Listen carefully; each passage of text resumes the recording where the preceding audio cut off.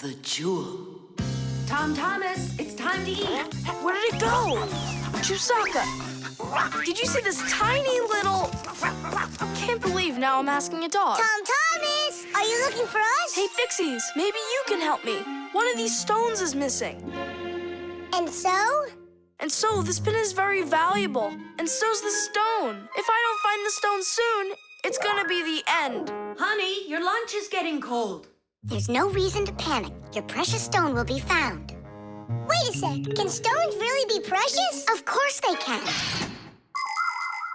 Gemstones are the most rare and beautiful of all stones, but it's not easy to find them. Diamonds, emeralds, rubies, sapphires, people find them underground and inside of mountains. Brave divers go to the bottom of the sea to find pearls. People have performed heroic acts and committed daring crimes to get these precious jewels. The magical shine of gems can both enchant and ruin. Remember, only gems acquired honestly bring happiness.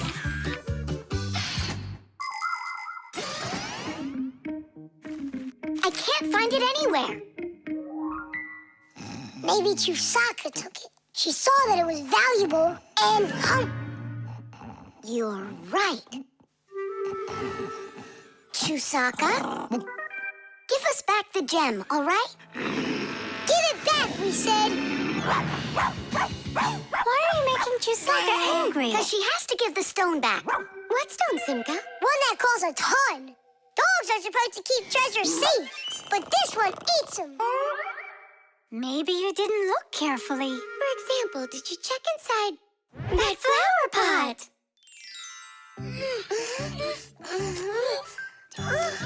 This digging's just a waste. How could it end up in here? Because I know this is where we left it. Oh! Is that so? All right, spit it out.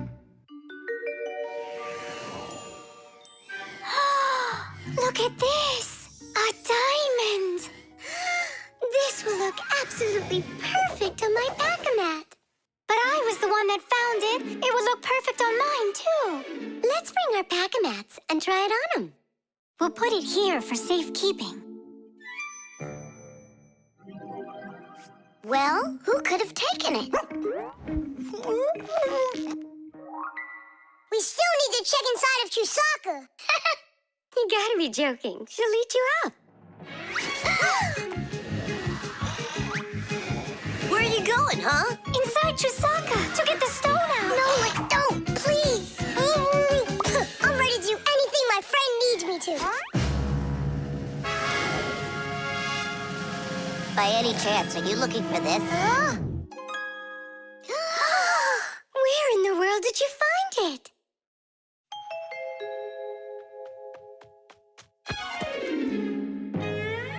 I found a buried diamond. It looks like a diamond, but to be sure, we'll have to conduct a test. A raw diamond looks like an ordinary stone, but after cutting and polishing each of its facets, that special stone transforms into a rare and very expensive jewel that can adorn a necklace, a crown, or a museum's display case. The truth is, only a small part of all found diamonds is used for jewelry. It's because a diamond is also the hardest rock on the planet. That makes it perfect for cutting glass. Diamonds are used in making strong drill bits and cutting blades. Many important medical instruments could not be made without them.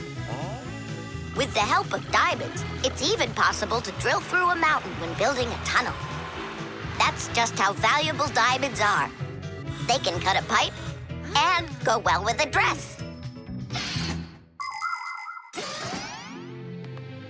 Isn't it pretty? Only it's not a... Tom Thomas, we found the stone! And now it's gone.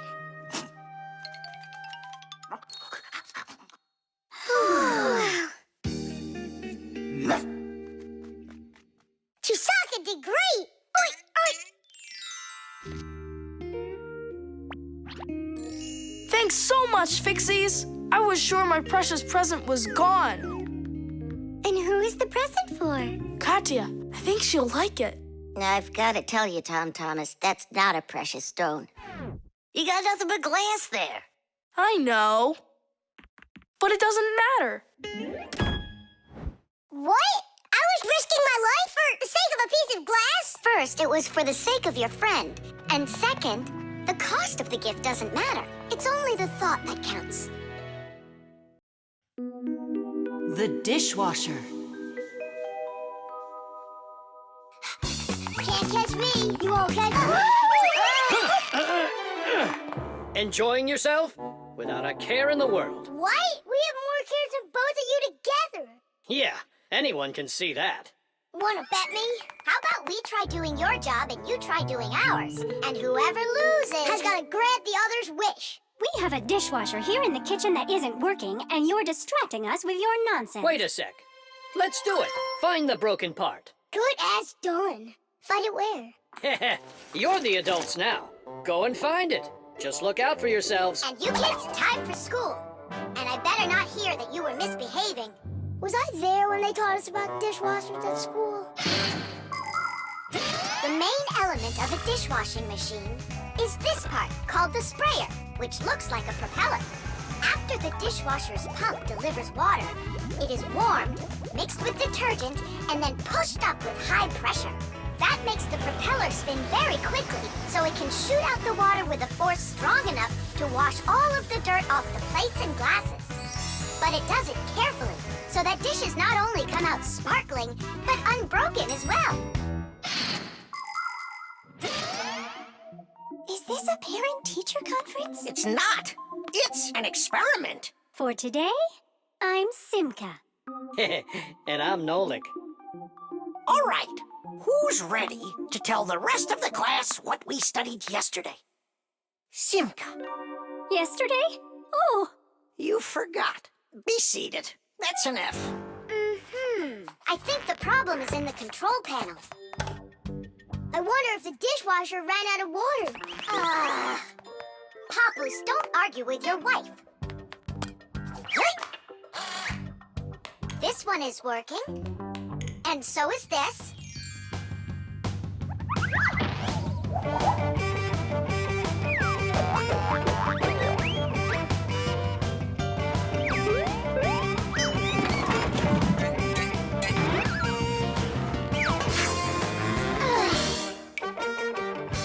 You know what? Why don't we just wash those dishes? But that would be cheating. No one will find out. The dishes will all be nice and clean, and bam, we're the winners.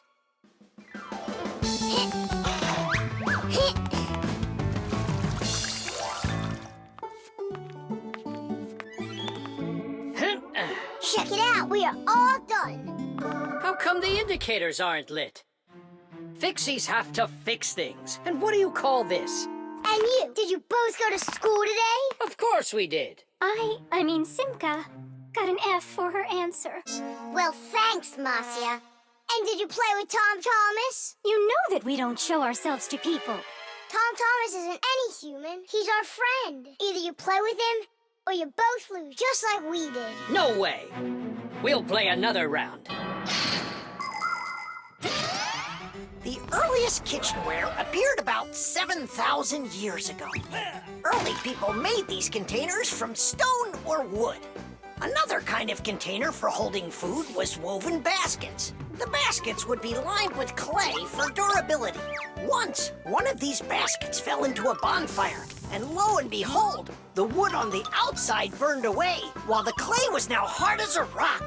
That discovery led to the invention of clay pottery that is still in use to this very day. Later on came the development of glass, metal, and cast iron cookware. The world's richest people can even have food served to them on dishes of silver or gold. Today, kitchenware is not only a practical convenience, but it can decorate any home as well. Forget it. This is impossible. Let's just tell them we give up. Simka, how come this button is crooked and not sticking out? 'Cause the button got jammed. Yeah, Nolik, you figured out what was wrong.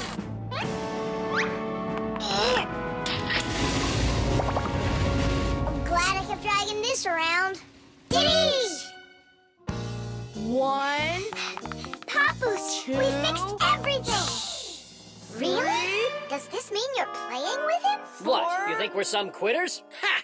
Then which one of us is the Ready winner? or not, here I come. Let's call it a draw. Each team gets one wish. Our team wants you to fix my egg. And you finish this game with him. Piece of cake. Mwah. The parrot. Adisa, do you want a cracker? Wow, Tom Thomas. Who is that? Simka, Nolik. This is Adisa. My dad brought him from Africa. I can't believe it. You've got a real parrot. Can he talk? My dad said that he can, but I haven't heard him yet. Well, let's see if he can. Okay, say Adisa's a good bird. No, he should learn my name. That would be awesome. Adisa, say Nolik. That's my name. He doesn't want to talk about you, Nolik. Maybe he doesn't know how to speak human language.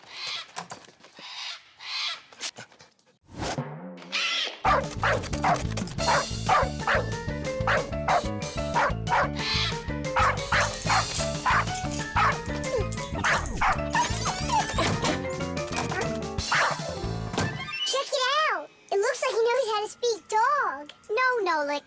He doesn't know any languages at all. Then how can he talk? Parrots can repeat many of the different sounds that they hear. For instance, a dog's bark or the ring of the phone. Parrots can also mimic words or even whole sentences of human speech. But parrots don't understand the meaning of the words they are saying. They just repeat them like a music player. Hey, hello. Hey, hello. That's why you won't be able to have a real conversation with a parrot, even if it's the kind of parrot that can talk. All right, then let's have him repeat something. Hey, Adisa, Tadish. It's the Fixies special sign. Say it. Fixies have a special sign. Tiggy. My dad is back. Let's hide, quickly. Hi there. Well, how's it going? You two talking to each other yet? I can't get him to say anything at all. You can't? Adisa, how are you? Adisa's a good parrot. He wouldn't say anything before. He's used to talking around me. Adisa's a good parrot. Nolik, that's my name. Whose name is Nolik? No. He was saying he's got no luck in this game. What kind of game? Let's hide, quickly. Hide. We were playing hide and seek. With the parrot? Uh-huh. Fixies have a special sign. Oh! Fixies have a special sign. What? Fixies? A special sign? No. It was physics. It's a special science. That's what we're studying about right now at school. You know how special physics is. Wow, that's impressive. Well, keep up the good work, son. Whew.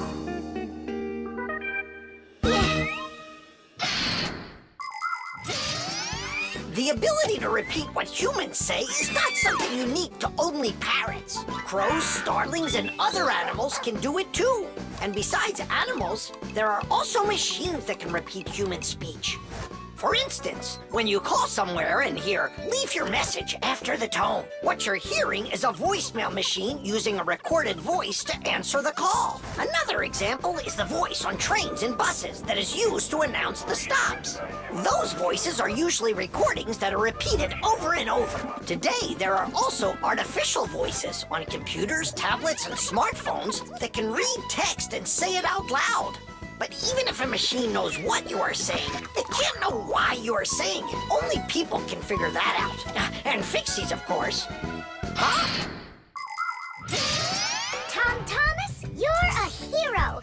You really wiggled your way out of that one. And Adisa, bad parrot. He almost gave up our secret. Be careful with that parrot. I get it. Adisa, listen, you. Forget everything we said. And don't ever say Nolik, okay? Yeah, nothing about the Fixies at all. Yeah, so if you meet a Fixie, please don't let their secret out. Got it? Ah, he's nodding. Looks like he understands. Let's get out of here so he'll forget about us as soon as possible.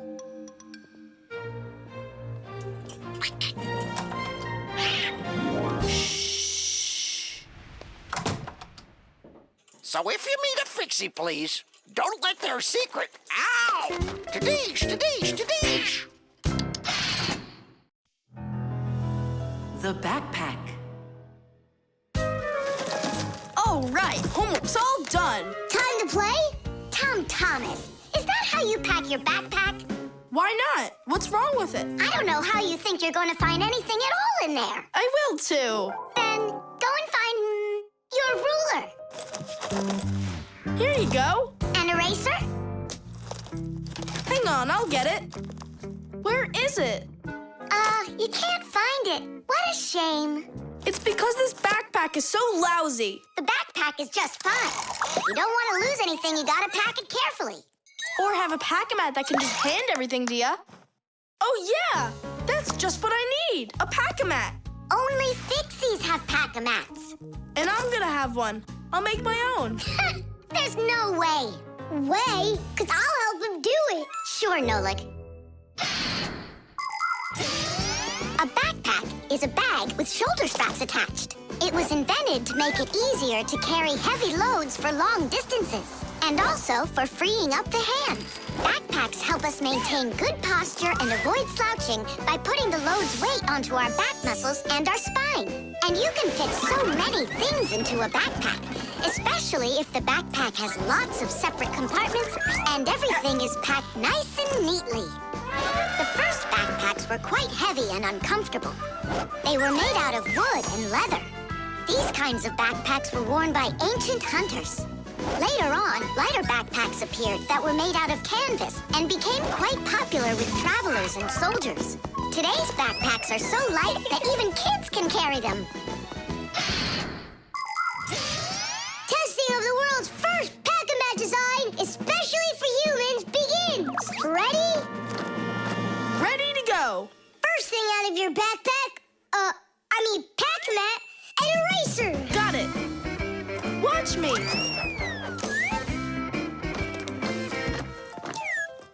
Cool. A pen, your blue one. Got it.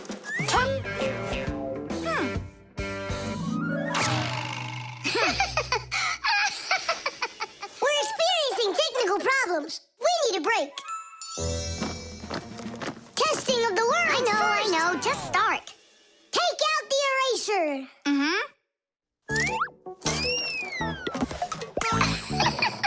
We'll say you did it. Take out the blue pen. Oh, wow. The ruler's next. That's some pack-a-mat you got. Class. Testing of the world's first pack-a-mat design. And where's Nolik? Don't worry, he'll come later. Testing. All right, already. Let's get it started. Go ahead. The eraser. We've seen that twice already. The blue pen. Can you take out the ruler? Sure I can. Drum roll, please. Whoa. It's not possible. Let me see. Now I get it. Why don't you take out your science book? Science book. Cuckoo, did you get the textbook? There's no way! It's huge! Yeah, some inventors you are. Your invention calls for a little improvement, and I know what it is. What? Just make sure that when you put things into your backpack, you do it neatly. Do it neatly. Takes forever and it's boring. I'm gonna show you how to make it fun. Ha-ha! Whenever it's a school day, a backpack's all you need. A backpack's all you need. A backpack's all you need. Your pencils, books, and papers will fit inside indeed. Will fit inside, will fit inside, will fit inside indeed. Without a backpack on your back, you won't get by, you won't succeed. But with a backpack on your back, you will go far indeed. Whenever you go hiking, a backpack's all you need. A backpack's all you need. A backpack's all you need. Whatever you've collected will fit inside indeed. Will fit inside, will fit inside, will fit inside indeed. Without a backpack on your back, you won't get by, you won't succeed. But with a backpack on your back, you will go far indeed. Without a backpack on your back, you won't get by. The construction set. Tom Thomas, Huh? why are you sitting in the dark? Because it looks better this way. Check it out. Oh, look at that! What a beautiful castle this is! It's like out of a fairy tale. No, it's from my construction set. I put it together myself. Class! Oh, let's be knights. I love that game. And so does the old dragon. Who locked the fair princess inside of the castle? I get to be the princess.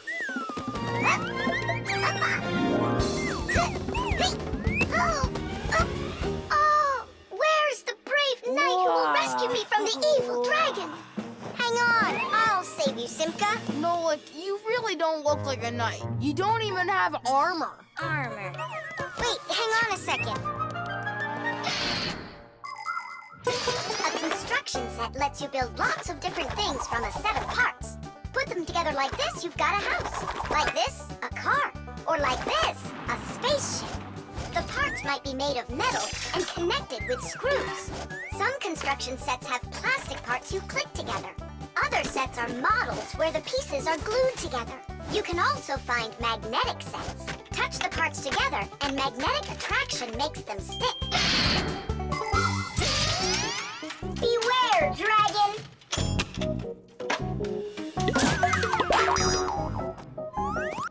Oh, save me! Oh, help me!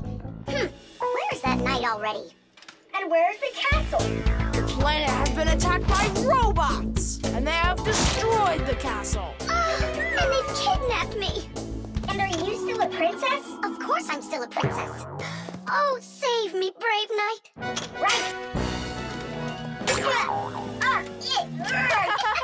What's going on? This is a magnetic construction set, and your armor is made out of metal, so you got attracted to the magnets. Tom Thomas, it's not fair. Unattract me. Okay. Oh, rescue me! Help me! You gotta save me! Hang in there. I'll be right back. I gotta change my costume.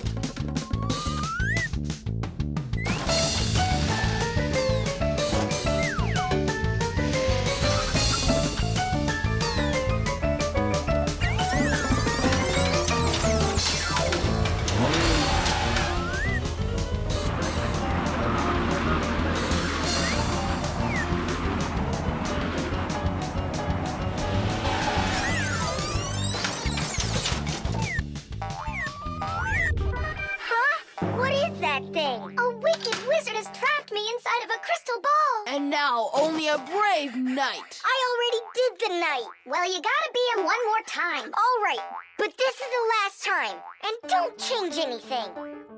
Simka, stay right there. And don't even think about running away. And so it goes. Everyone's abandoned the poor princess. Oh. Simka's my older sister. That's why she thinks it's okay to get bossy with me. But I don't let it get to me because she's very smart and a quick thinker. She knows gadgets better than just about anybody. It's always interesting with Simka. And she's really smart, too. She gets nothing but A's at school. Everyone in our class loves her. Only she and Verda don't get along too well. It's because of fire. Well, you get it. Sometimes Simka can be way too strict with me. You can't do this. You shouldn't do that. But if an exciting adventure comes along, she's always right there with us. Simka's brave. She's got the skills. Yeah, she's always ready to take on a challenge. I've got an awesome sister. But just keep that between us. Because if you tell her, it might go to her head. How long am I supposed to sit here? Hey, anyone? Hey! Help me! Help me!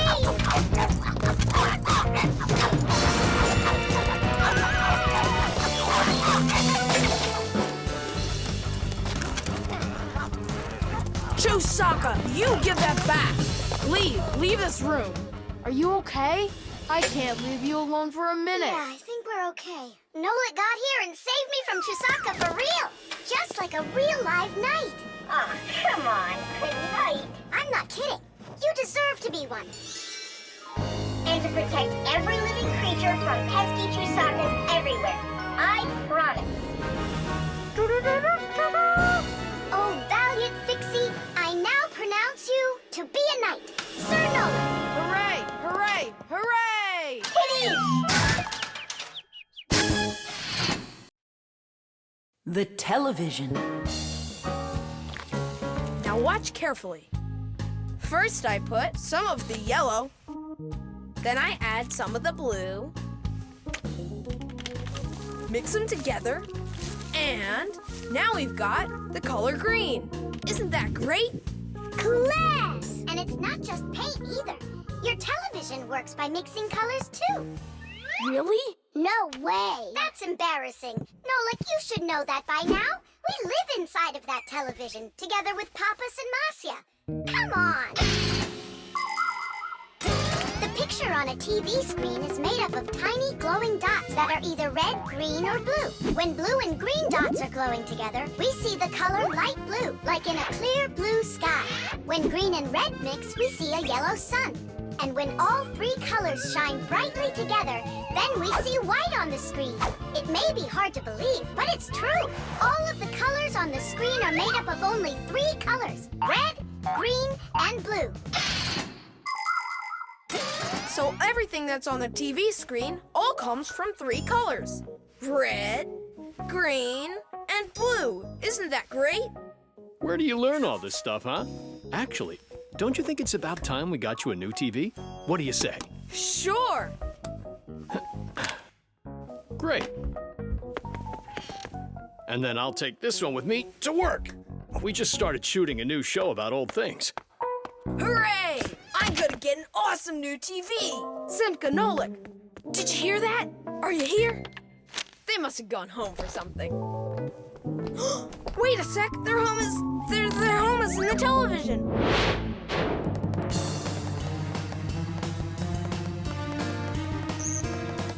This was such a nice home for us. It's okay. We'll move into one of the other TVs here. The one in the living room? Why not? It's a nice new one with a huge flat screen.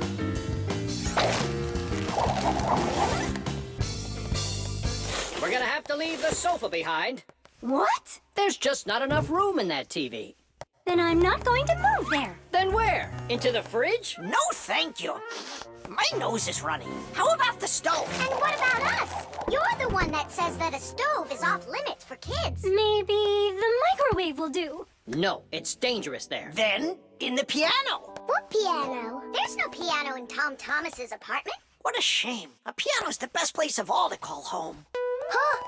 It looks like he already put us into a box. We're trapped. Good.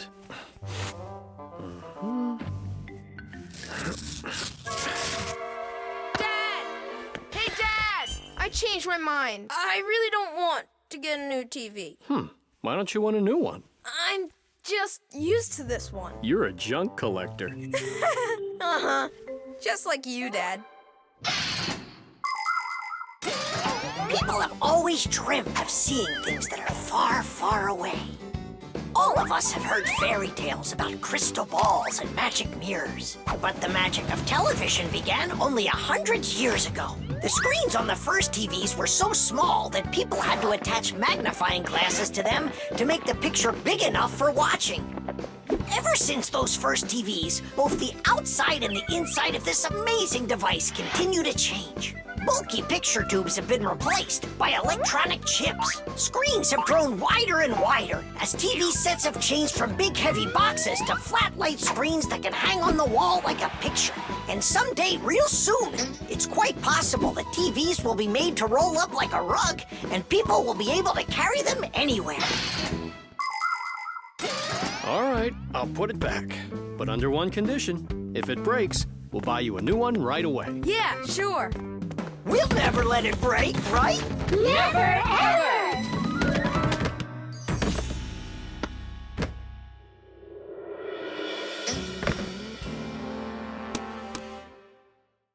Well, that's that. The color is completely wrong, see? I guess we're going to have to throw it out after all. Wait. I know how to make it work perfectly. Watch this. 1, 2, and 3. How did you do it? I just mixed the 3 colors together, like I told you. Red with green and blue. Yeesh! 92, The wheel. 93, 94, 95, 96, 97, 98, 99, 100. And 101, 102, 103, 104, I forgot. and 100 and... Nolik! Hey, come on! Tom Thomas promised to give me a ride outside on his bicycle. I gotta get going. Lucky you. I'd love to ride on a bike. Yeah, it would be a lot of fun. You're not allowed to go. Why can't we? Tom Thomas isn't your friend, all right? He only invited me. If you want to take a ride on a bicycle, then go find your own human friend to invite you. Well, Tom Thomas, you ready to go? We can't. There's no way we can ride this. The tire's got a hole. I try to fill it, but the air comes out. Well, then what should we do? I thought you'd know what. You're the fixie here. I didn't study it yet. Hang on! Pula, Digit, wait a sec. We found a hole in one of the tires of the bicycle. You mean the one that only gives rides to friends? Don't be like that. Please help me out. I thought Tom Thomas was only a friend of yours. Why don't you go and ask him yourself? He could be your friend, too. For thousands of years, wheels have been helping people all over the world. The wheel's ancestor is a log. People would put logs under heavy loads to move them. Then people came up with the idea of slicing the log and connecting the slices with an axle. And there it was, the wheel. Wheels made life more convenient. Later came wheels with spokes, metal rims, and rubber tires. Soon people were wheeling around the world in and on all sorts of vehicles. Potters, mills, clocks. There are just so many different uses for a wheel. And with the steam train, steamboat, and cars, wheels spread all over the world. They even reached the planet Mars. The wheel really is one of the simplest and yet most amazing of all human inventions.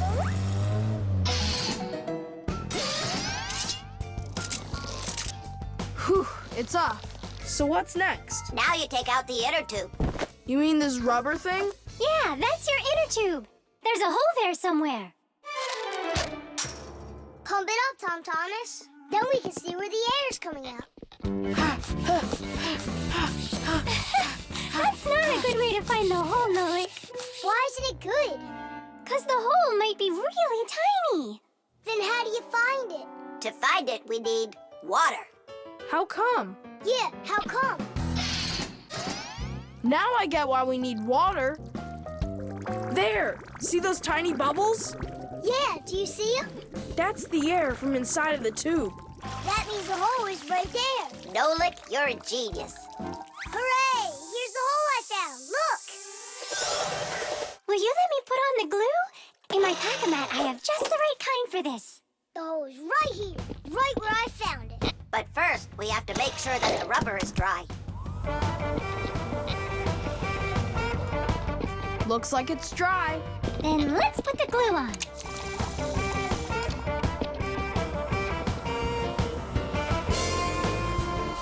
It's all fixed.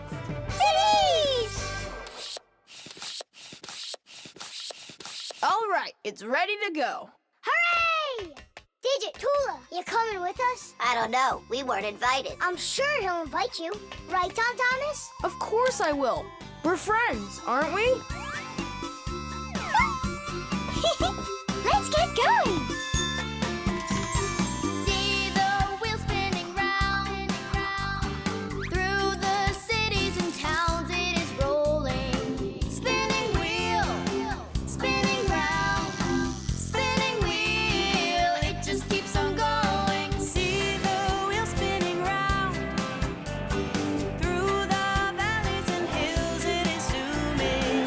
Spinning wheel, spinning round, spinning wheel, it just keeps on moving. See the wheel spinning round, on the road to the dreams we are chasing. Spinning wheel, spinning round, spinning wheel, it just keeps on racing.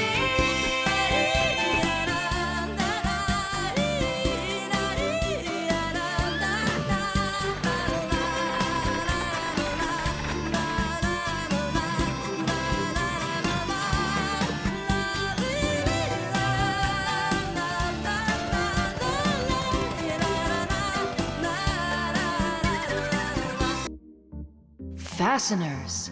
And of course, all of the appliance's parts must be fastened good and tight.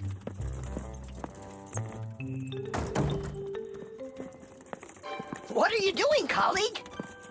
Today, Lisa is returning from her vacation. And so, I decided before she gets back, I'll clean up the laboratory. Quite a noble initiative. Now, where was I? You were saying all parts have to be fastened. You're right. And what kinds of fasteners can you name? Fire? A screw? Mm-hmm. And what else? Another screw? That would make a total of 2 screws altogether. Simka? To fasten wood or plastic parts together, you can use nails. Nails are hammered in with a hammer. In metal or stone, you need to first drill holes for the screws. To help a screw hold better, it can be inserted into a special fastener called an anchor or wall plug. The difference between a machine screw and a wood screw is that wood screws have pointy ends. Machine screws go into holes that already have a thread, or into a nut. And what if there aren't any screws or nails around? Well, then a fixie can turn himself into a screw and screw himself in, like this. Masterfully done. Fire, think you can do it? Of course. Yeah! Nolik, Is it okay if I won't go? what do you mean you won't go? Wait, I started on the wrong foot.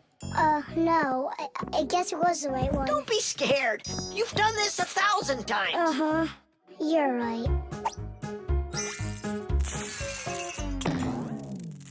You had to make sure the appliance was turned off first. Yeah, I should have. This time it's not going to happen to you. It's all under control. Go on. I'm still scared to do it. How about you try again? And who came up with this dumb screw idea? According to legend, the screw was invented in ancient times by the great Archimedes. Using his screw-tight mechanism, Archimedes built a special machine for getting water out of a canal. In ancient Rome, people used wooden screws in presses to squeeze the olive oil out of olives. Screws were also used as parts of drills or as lifting jacks. But the use of screws as fasteners did not begin until the 15th century. Soon thereafter, screws became so popular that today it's almost impossible to find an appliance made without one. And if one of these little screws should fall out, we Fixies will come to the rescue. Because we don't just turn into screws when we need to hide from humans. We're always ready to do it when help is needed. Nolik, together. Don't be scared. We're here with you. Ready? And... Nolik, watch me, son. I haven't screwed myself in over 100 years, but I'm not scared. Did you see that? It's a piece of cake. Grandpa's? I'm stuck. It's all my fault. There's no need to worry. Professor Eugenius, can you help us unscrew Grandpa's? I'll be right with you. It got a bit rusty. It's probably old age. I know what will help. A drop of oil.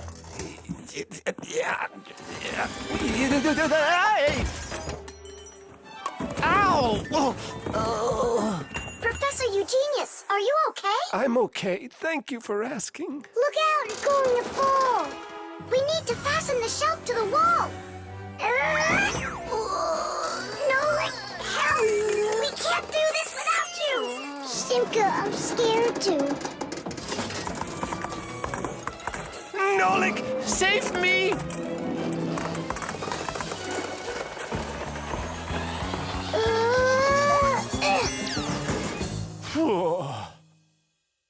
What's going on out there? No big deal, colleague. I just got a little bit buried. Will anyone unscrew me? I wish I could. And we're holding up the shelf. And Nolik? Me too, I did it. I screwed myself in. Well done, Nolik. I knew you could. And who's gonna help us now? Elisa will get here shortly. All right, we'll wait for Elisa. Yeah, just as long as her return flight isn't delayed. Vitamins. 7 times 5 is 35. 7 times 6. Wait a sec. It's Tom Thomas, are you ready? For what? For our walk. Did you forget? Oh, yeah. I'm having such problems with my memory. I keep trying to memorize this table, but I can't. If you want to improve your memory, you need vitamins. Vitamins? Well, how's it going, Tom Thomas? Not well. My memory's just terrible. Studying's getting me nowhere. Hey, don't be discouraged. We'll make your memory better with some vitamins. Oh, now you about vitamins. And who else? Just a school friend. Well, all right. Vitamins are very important for people's health, even though you don't need much of them. For instance, vitamin A is necessary for good eyesight and normal growth. Vitamin C helps keep you from getting sick. Vitamin D makes your teeth and bones stronger. Usually, people get the vitamins they require from a diet of fruits, dairy, vegetables, and other healthy foods. But if someone still isn't getting the vitamins their body needs, then doctors recommend taking special vitamin pills. All right, take out some vegetables and some fruit. And some berries. They have a lot of vitamins, too.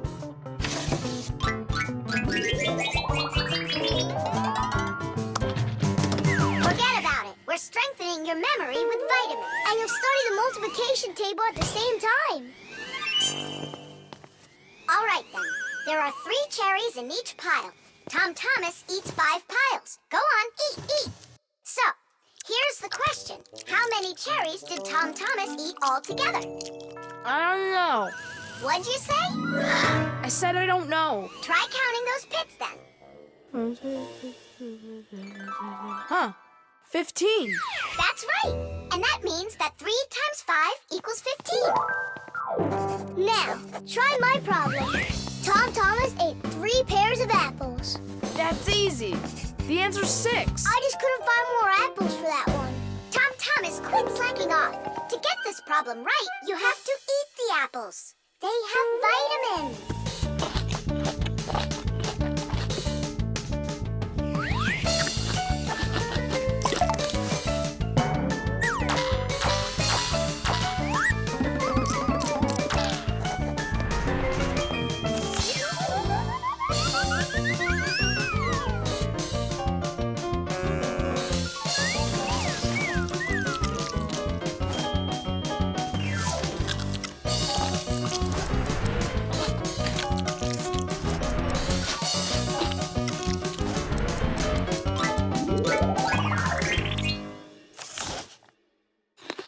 That's all. I can't eat anymore. Keep eating. They have vitamins. Anyhow, we don't have enough carrots for me to learn how to multiply by 9. All right, then, I'll help you.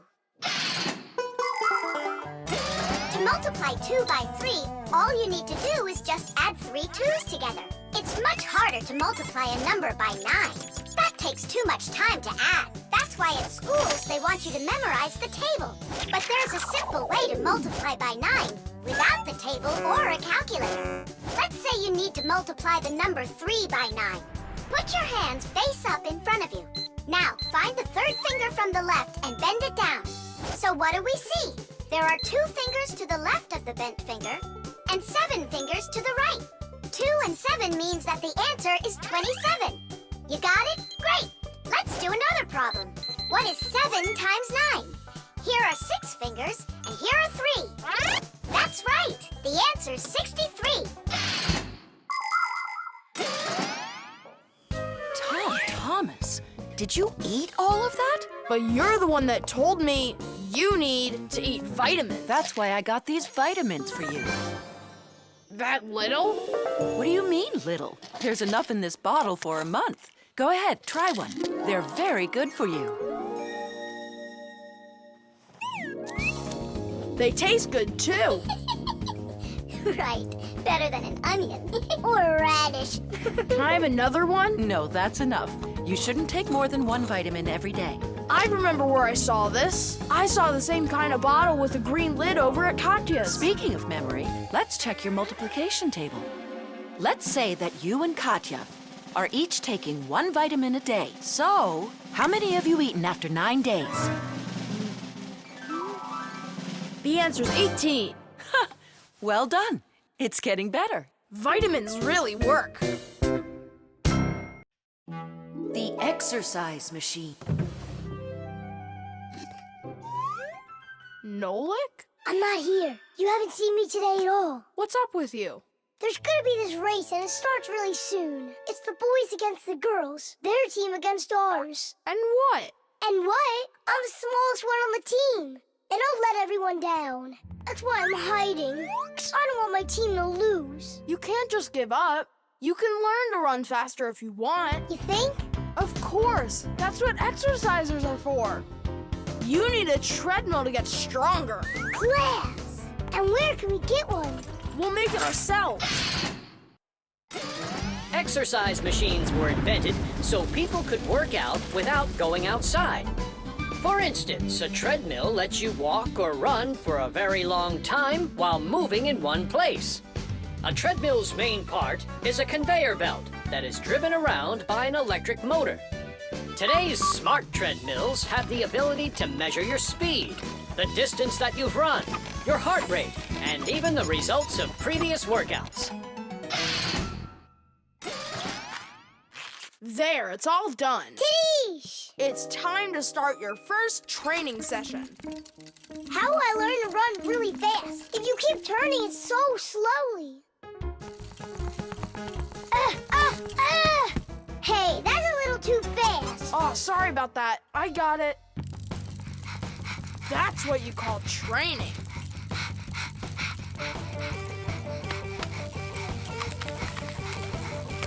Tell Thomas. So, what do you think? Maybe I trained enough? Not yet. You need to keep going. Oh, I can't do this any longer. Let's stop. Whew. No way. Turn the handle. Yeah. There are all sorts of exercise machines to help you improve your health. This one simulates skiing. It exercises your arms, legs, and heart.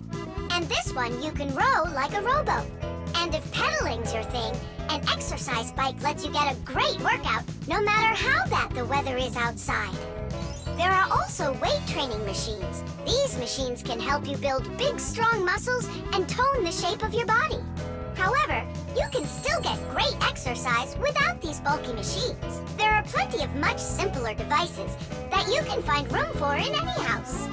Like a chin-up bar for doing pull-ups, a wall-mounted ladder or rope for climbing, or jump ropes, weights, hula hoops, or balls. The important thing is to just exercise. Okay, girls. Hold on to your hats. Oh, how scary. We'll show him who's gonna win. Right, Tula? I'm gonna do my best. Tula will definitely beat Nolik. We gotta step it up. It's time to get this race going. Runners, are you ready? I'm ready. On your marks, everyone get set, go! Go, Sarah!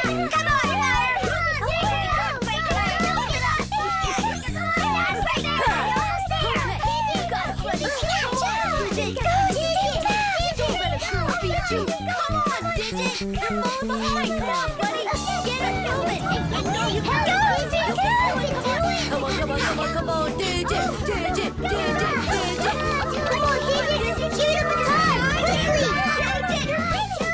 Digit, how could you lose to Simka? Because her velocity is greater. Oh, now the girls are gonna win. Nolik will never catch up with Tula. Oh my gosh! Nolik! He appears to be gaining ground. Look at him! He's ahead! Go on, Nolik, go! You got it, buddy! Come on, buddy! Hey, look at him, he's flying! All of that work on the exercise machine really helped. Come on, keep going! Look what happened to Tula! Nolik! Nolik, where are you going? The finish is there!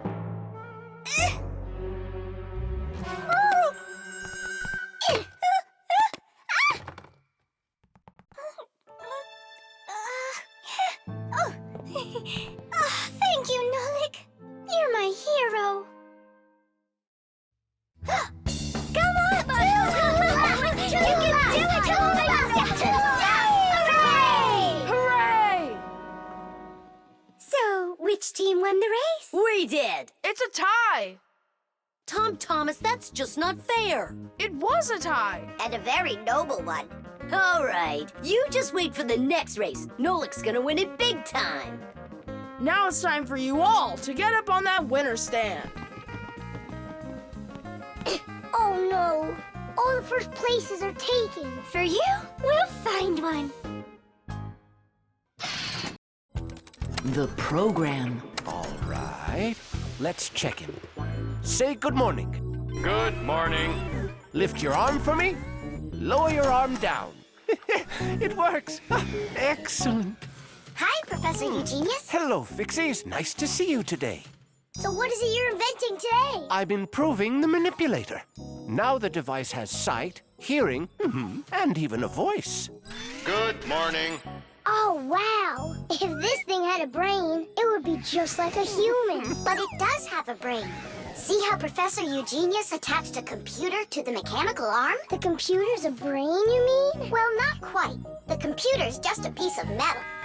Good morning. What makes a computer intelligent are the programs inside. Imagine that you came home from school and found a note from your mom.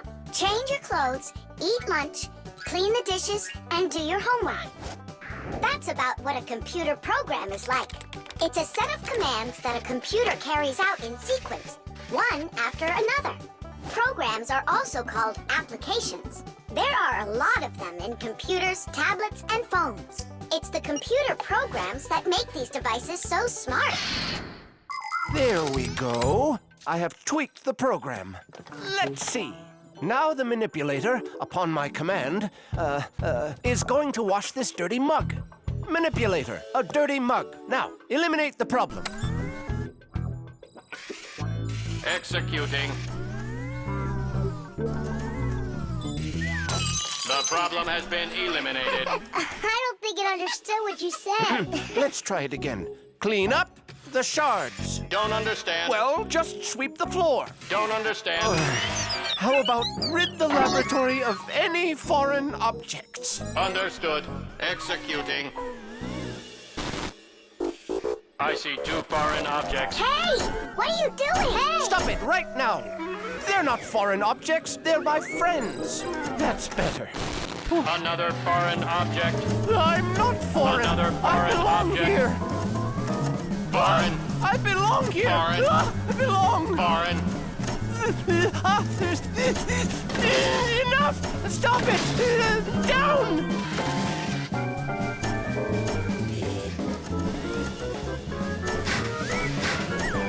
What it, Kiddash. You need a longer arm. Understood. Extending arm. Stop! No. Sit! Lie down! Ah! Oh, over here. Ah! Enough!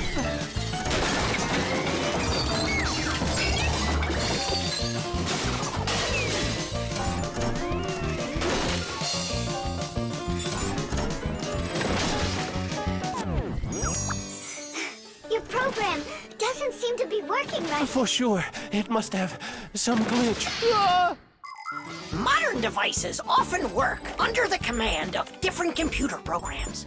And these programs can malfunction. For instance, a car alarm might go off for no apparent reason. Or a computer stops following your commands and starts doing strange things on its own. Or your phone freezes up and doesn't respond no matter how many times you poke at it. If this happens to one of your devices, it's recommended that you restart it or turn off your device and turn it back on again.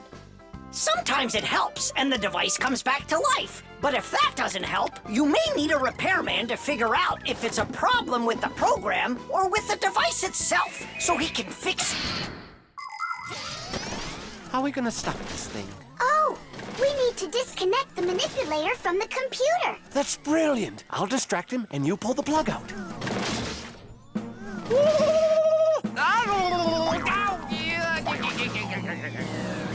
Don't. That's my sensitive spot. Yeah. Are you ready? And 1. Ow! And 2.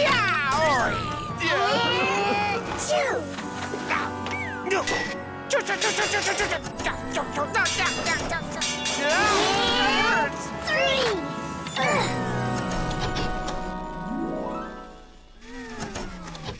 Taste!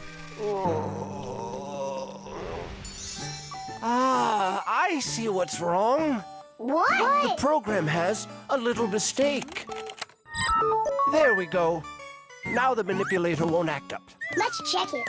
Hang on, no way. That's enough for today. We still have to clean up this mess. Don't worry. The manipulator can help us out. The toilet.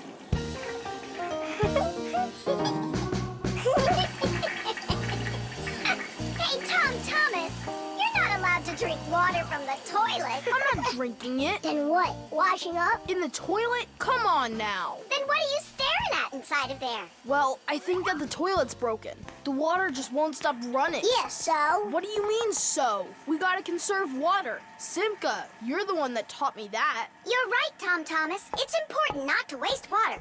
But the problem in this toilet isn't where you were looking. Then where? Here in the tank, not the bowl. Almost all toilets have tanks that are used for storing water. This water is flushed into the bowl when needed. Water flows into the tank through a water valve that has a float attached to it. As the water level in the tank rises, so does the float. And when there's enough water in the tank, the float closes off the valve and the water stops. But if the float happens to break, the water will keep running through the overflow tube into the bowl. We'll be back soon. Look at this. I can't believe how beautiful it is. Ha! I see what's wrong here. This float that we're standing on, it got disconnected for some reason. That's why the water keeps pouring out. I see. And it's going down that tube into the bowl. Well, what's the problem? It's the float. It got disconnected. Can you get it back on? Nope, sorry. Without Papoose, we can't fix it. We'll get Papoose. And you, Tom Thomas, you'll guard the door. Yeah, or someone could come and flush the toilet while we're working in the tank. And we'll get flushed away. To where? Straight into the sewer. And then it's bye-bye, Tom Thomas, forever. The sewage system is a huge network of pipes that run underground. This is where the dirty water from sinks and the waste from toilets is sent. The sewage pipes then carry this dirty water to sewage treatment plants, where the water is cleaned before it is dumped into a river or the sea. Before the first sewage systems were invented, people would just dump their waste right out their windows onto the streets. Oh, the smell in the cities was just awful. Even the first sewage systems didn't put a stop to this terrible smell. This smelly problem wasn't solved until the invention of the modern toilet. At the bottom of the toilet is a bent pipe called the siphon that's filled with water that keeps the smell from getting back into the house. Don't ask me why, but no one goes through that door. It's a secret, Chusaka. Tom Thomas, ready to eat? Not now, Mom. Not even a cookie? All right. Here's what I need you to do. You guard the door so no one flushes the toilet. And that goes for you, too. Oh, it's terrible how much water's getting wasted. It's a good thing you noticed it. It was Tom Thomas who spotted it. Well, let's get to work. When your TV has broken, when your cell phone has broke, your laptop barely working, the candles haven't. Don't ask us where we're going, for it's known far and wide that any kind of problem is clearer from inside. 1, 2, 3. Inside we'll be all day and night. We fix things right. Papoose, wait.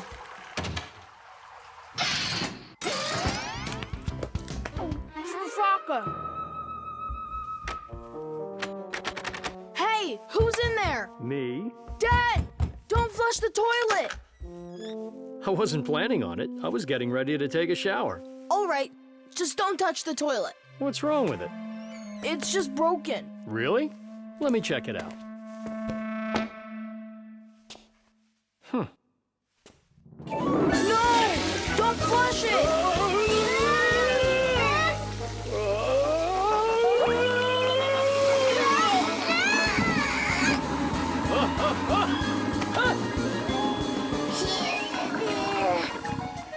I told you not to flush it! Dad, why? Ugh.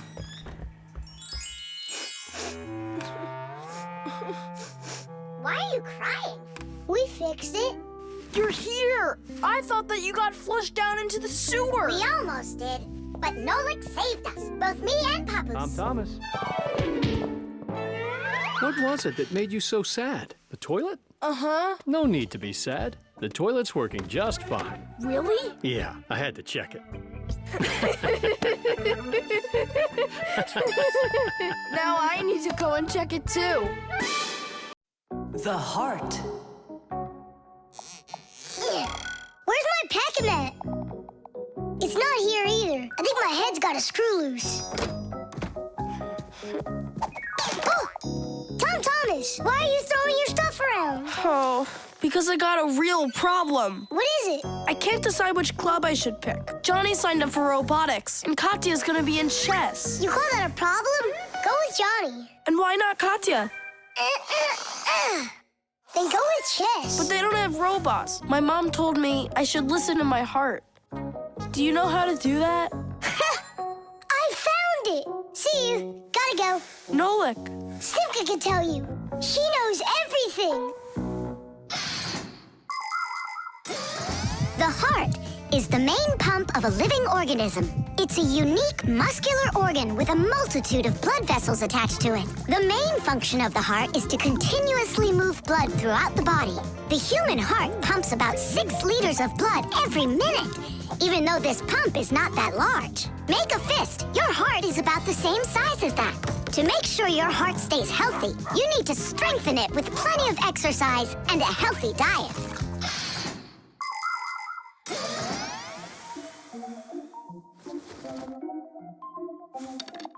Nolik, please come help me. Why me? Tool is stronger. Huh? Interesting. And do you know what is meant by the word heartlessness? Well, I think it's some kind of human illness. May I? Tula. Heartlessness is when a human or a fixie leaves someone who has a problem behind. Huh?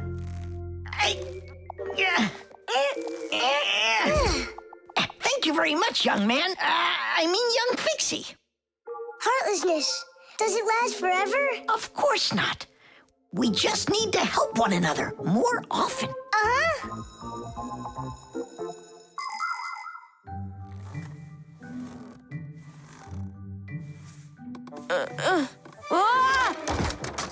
Tom Thomas, my friend. Here I am. How are you? How am I? Why do you care? Oh, by the way, I found out how you can listen to your heart. You need this tube. It's called a stethoscope. A stethoscope, but I don't have one. That's what I'm for.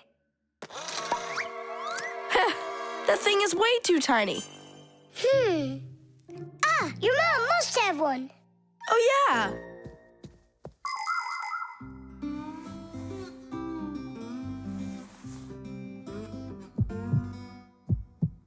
Well?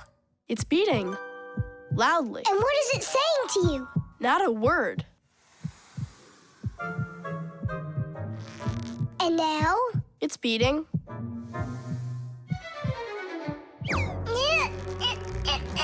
Huh? What was that?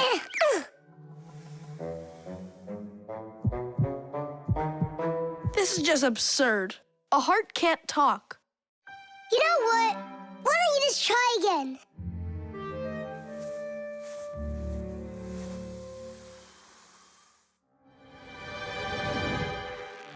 Tom Thomas. Who is that? It's your heart talking. Boom, boom. Can you hear me? Uh-huh. I believe that robotics is right for you. And what about chess? Who cares about chess? Robots are way cooler. This voice reminds me of someone. Heh, so that's what you look like, my itty-bitty heart. Well, I did it from the bottom of my heart. When a human is at rest, his heart beats between 60 and 100 times per minute. This rhythm is called the pulse rate.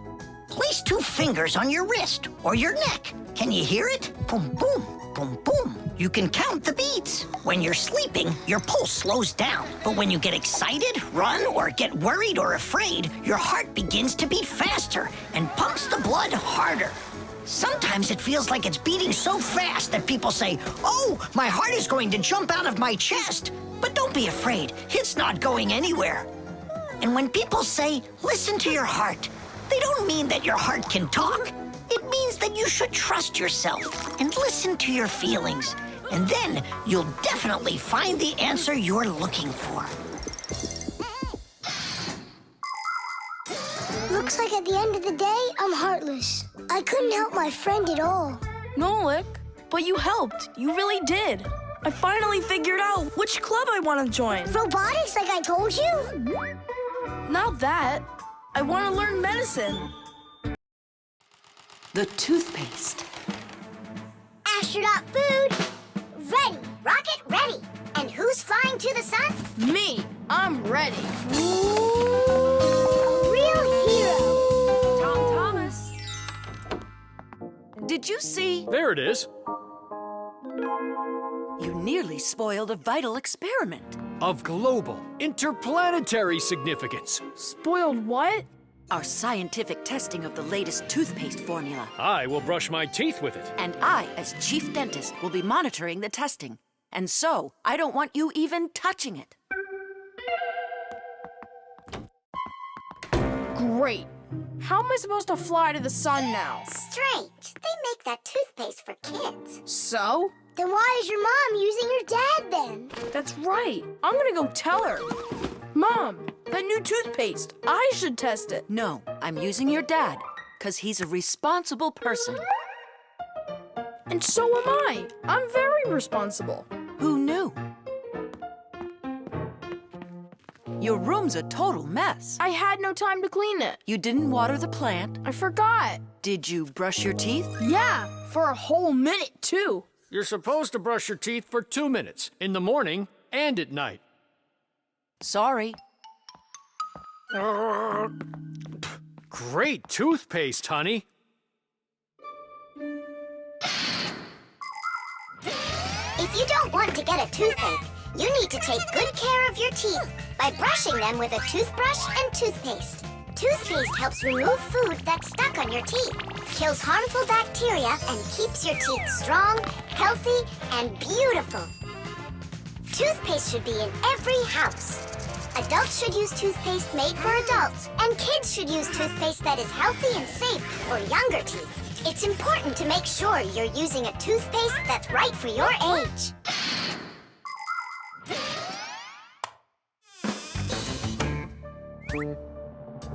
Thomas, don't touch it. It's for the experiment. I'm just gonna smell it. Don't worry. Well? It smells like bubble gum. Hey! Just a peek at the collar, that's all. Come on, do you want to spoil the experiment? Now put that toothpaste right back.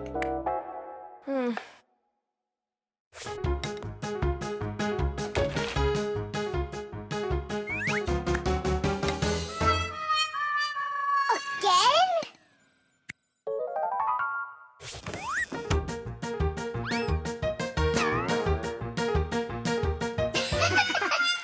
Whoops.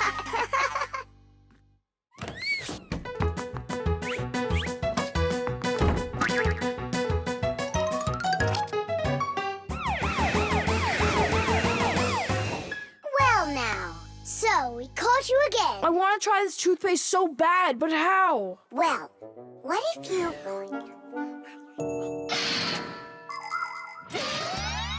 Do you know how to brush your teeth correctly? Let's check. First, take your toothbrush and rinse it with water.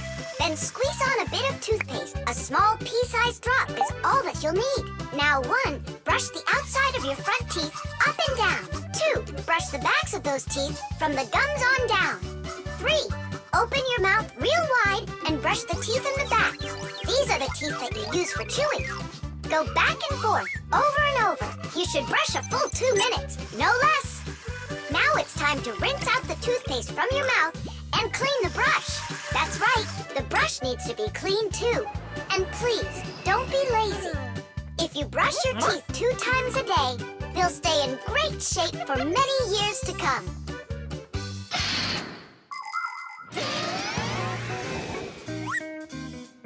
Mom, Dad, see? I've done everything. Well done. And I promise that I'm gonna brush my teeth the right way, as long as I need to, and... And twice a day? Only let me be a part of your awesome experiment. Please, would ya? Well, I don't know. I think we could try it. Oh. What? Well, we also have this foam for teeth. Who's gonna test that? Me! A real hero.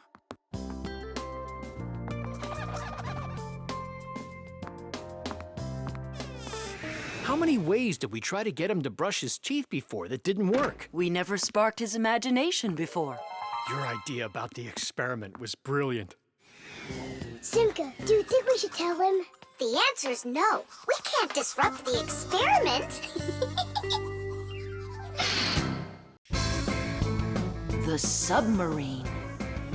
And the submarine disappeared into the ocean deep, leaving the vicious sharks high and dry. That cartoon was super. Class! Splendid! I wish we had a submarine too. What do you say we make one? But we don't know anything about building a submarine. What makes you say that? The most important thing for a submarine is to be airtight, so that it's impossible for water to leak in from outside. And inside, there needs to be a reserve of air for breathing. For a submarine to go underwater, it uses special containers. When the containers are filled with water, the submarine becomes heavy and starts submerging. When it's time to take the submarine back up to the surface, the water in the containers is switched back for air, and the light submarine climbs. And what are we going to make it out of? Out of, broken toys. And where are we going to sail her? In the aquarium.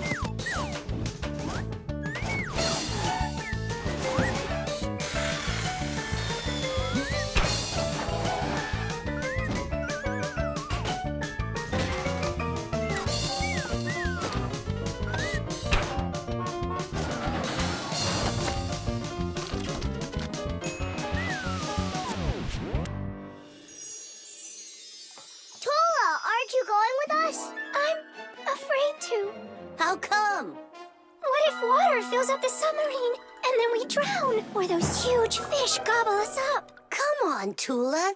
That's silly. Nolik's little and he's not scared of this. Yeah! Well, all right. Cast off the lines! The who? Unhook the rope, it means. Ah! You should have just said that. Are you ready? Time to take her down. Hooray! We're sailing! It's just beautiful in here. There they are, the vicious sharks. Time to scare them. Turning right. Go after that one. You can't escape from us. Please stop it. Come on, come on, come Stop on. torturing the fish. It's terrible. What? Oh, I don't know. there's algae wrapped around the propeller. I want my mom's here. Just be calm. There's no need to panic. Let's try taking her up. It's not working. Of course. No wonder I was scared.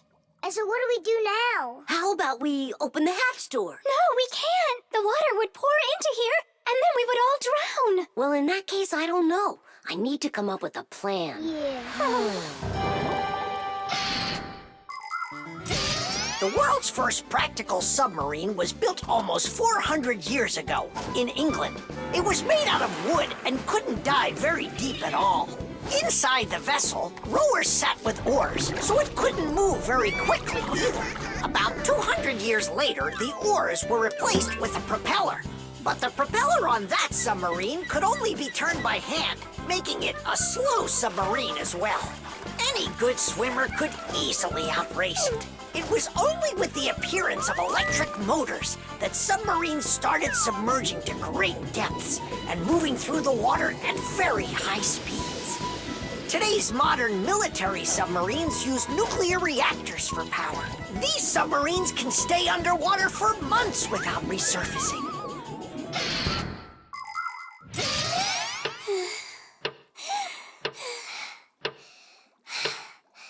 Fire, can you come up with your plan quicker? Because we're running out of air. Fire, we're gonna suffocate. No, we won't, mate. Oh! Chances are better the fish will eat us. You never should have teased them. Yeah, we're in trouble. Didn't I warn you, didn't I? And you wouldn't listen. You did everything just the opposite. Wait, it might work. Let's rewire the battery the opposite way. We should switch the plus and minus. How come? Because then the motor will start to turn the other way, forcing the algae to unwind.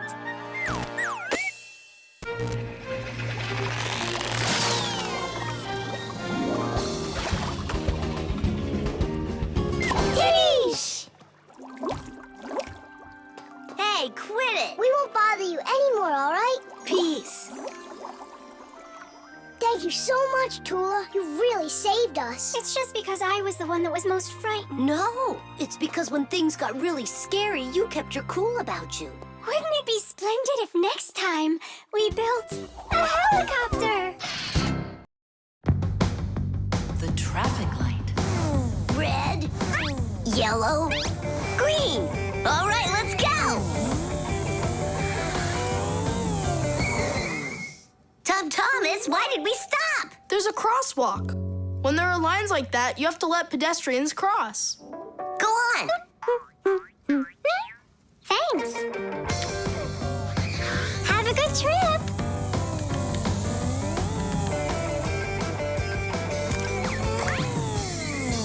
Why do we stop now? There's no crosswalk. But that's a crossing gate, Fire. You have to let the train pass.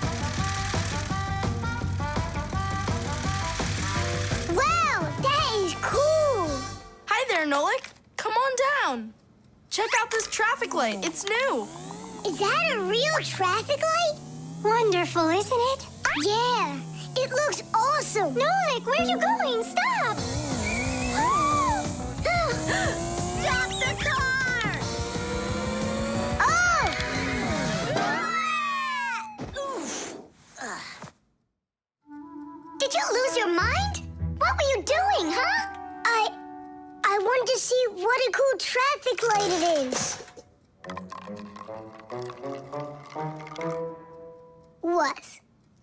my dad just got this for me today. Now look at it. You were supposed to let me cross. You ran into the street when the light was red.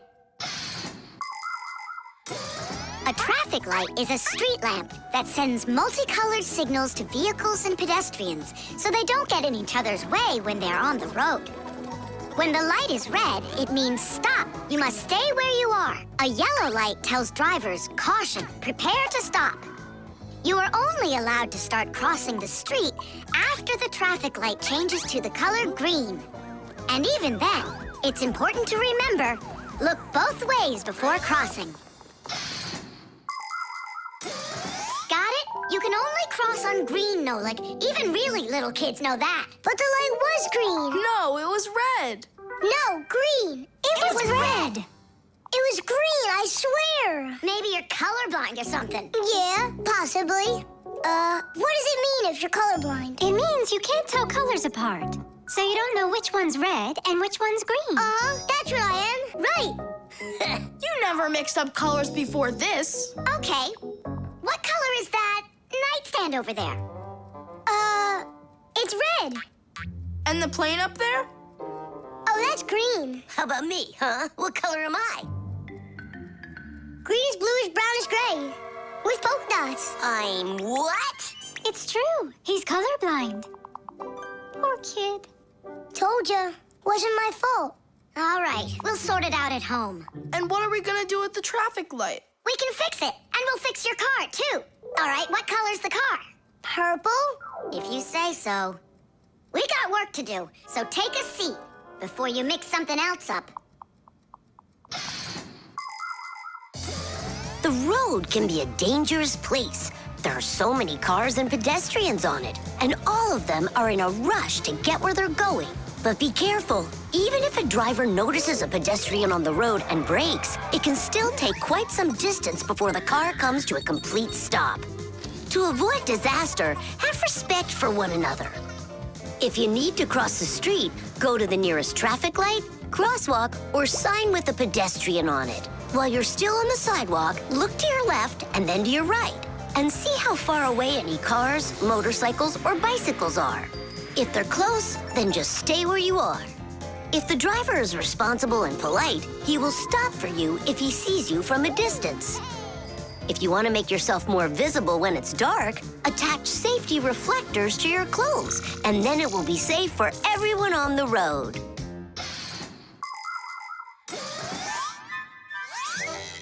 All fixed. Tom Thomas, test it out.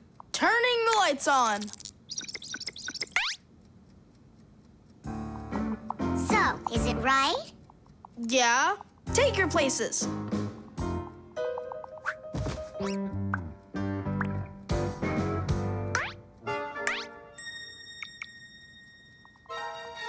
All right, let's cross. Ready, set, go! Stop! You got everything mixed up! The light is green in all directions! Ah! The game is up. You aren't colorblind, Nolik. You know what you are?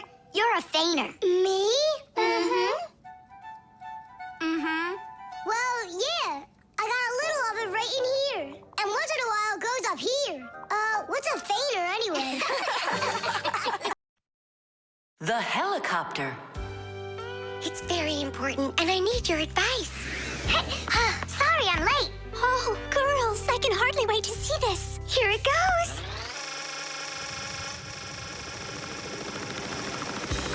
Hey there!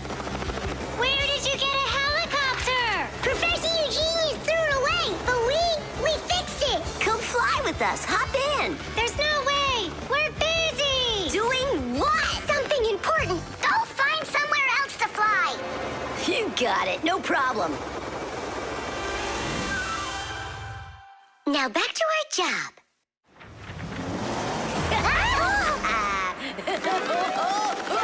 Stop it right now. You're bothering us. And you're going to fall.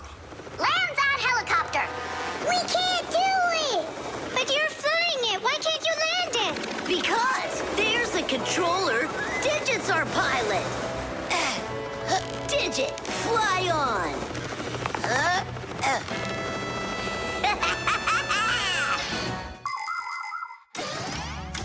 helicopters fly with the help of propellers. The biggest one is called the main rotor blade. When the engine turns it, the rotor pushes the air with such a powerful force that it lifts the helicopter up off the ground. Of course, helicopters can't fly as fast as airplanes, but they have the ability to easily land on a small patch of ground. And unlike airplanes, helicopters can hover in the air for a long time and even fly backwards. Digit, turn us to the left. Huh? No! Turn right! And higher! Huh? Digit, Fire and Nolik are being dopey, but you're smart enough to know it's dangerous. Just land it. Hang on. This is one amazing rotor-driven machine. Leonardo da Vinci himself had a design for one, and now look who's controlling it. It really is impressive. You're a total ace on that controller. And so smart. And brave. The girls really like boys like that. That's how I roll. Sure, yeah, you're great. Now land it. Digit! Oh!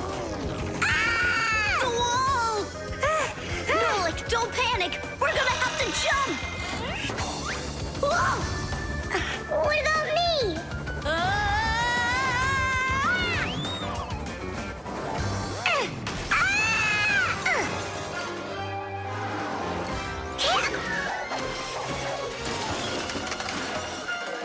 Where's Fire? Here!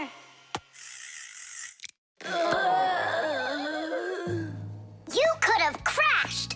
And if it wasn't for us... If it wasn't for you distracting our pilot, everything would have been okay. A real pilot, you know, shouldn't get distracted. And first he has to learn how to fly on a simulator, right, Digit? Uh-huh. That's true, but we don't have one. Don't go anywhere.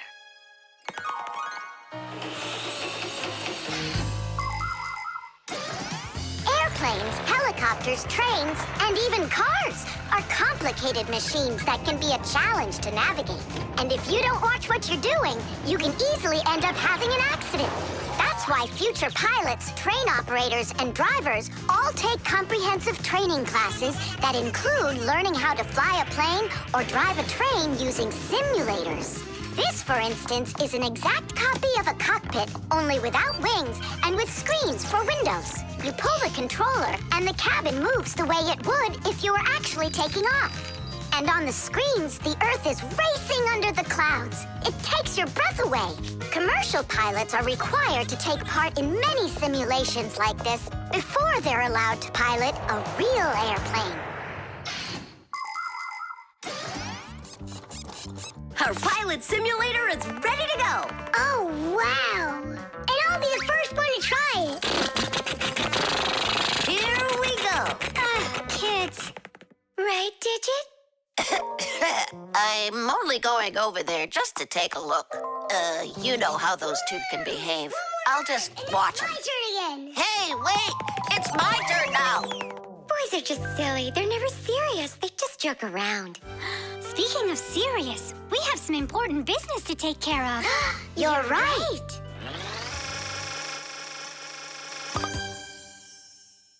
I can't figure out where I should put them. What about on the pack-a-mat? Oh, that's a very serious problem. Yeah, this is really important, not something silly like those boys are doing. The frying pan. Woohoo! Can you do this? Easy! How about this? And voila! I could be on skates and still do it. If I was on skates, I could jump 10 times in a row. Well, I could do 100 with my eyes shut. Then let's see them. There's no skating rink. There will be. What will there be? A skating rink. Where? In the frying pan. Uh-oh. All right, my bragging buddies. Go get your skates. Fixies love playing sports. You might find Fixie adults working out with weights, or maybe working on a gymnastics routine. Fixie kids love having Fixie board contests, or taking part in parkour competitions, where they have to run, jump, and hop over all sorts of obstacles. These kinds of competitions usually take place inside of sophisticated appliances. Orienteering is held inside these appliances too. That's when Fixies use a map to follow a complicated route. And the route is quite exact. You can't make one wrong turn. But the Fixies' favorite game has got to be hide and seek. Nobody can compete with them in this game. You don't believe me? Watch.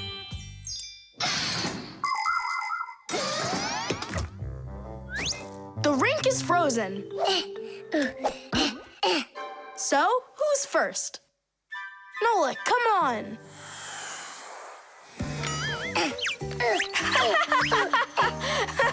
Well, are you going to jump? Wow, class. And that's all? Not at all. Nolik, Nolik, Nolik, He's not gonna make it. Too short a start. I can't do anymore because I'm injured. Sure. Say no more, Mr. Braggart. Then it's your turn, Simka. Now watch and see how it's done. La la la la la la la. Oh, wow. Nolik, you never had a chance. La la la la la la.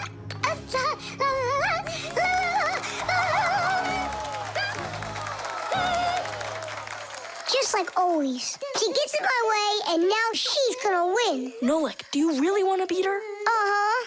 You see the salt? What? You think we should cook her? Of course not. But if we put some salt on the ice, it'll melt. Simka, didn't you say that you were gonna skate with your eyes closed? Piece of cake. What? Can't do it? Watch and learn.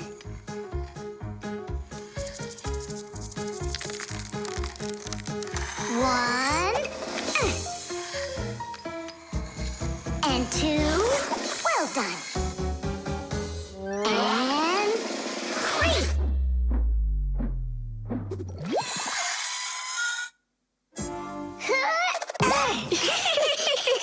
Hey, this is salt. That wasn't fair, guys. You wouldn't have done 100 jumps anyway. Let's start the contest all over again, but this time we play by the rules. Oh, look, there's a scratch in the pan. What? What a disaster! You can cook just about anything in a frying pan. Meat, fish, vegetables. In order to stop food from sticking to the pan, modern frying pans are covered with a non-stick coating like Teflon. You can cook in these pans without even using oil, and they're easy to clean. But you have to treat this kind of kitchenware very carefully. It's better not to use metal spatulas or forks that can scratch it, because you shouldn't cook food in a pan that has scratches on it. It can be really dangerous for your health. Yeah, this pan's completely shot. It's all because of your dumb bet. It's all because someone was cheating. Mom's back. Please, Simka, help me out, will ya? I'll give you any wish you want. Or 3. No, 5. 5? I can help you. If you guys jump up and down 100 times on one leg, we could do 200. Tom Thomas, what do you say we make those crepes?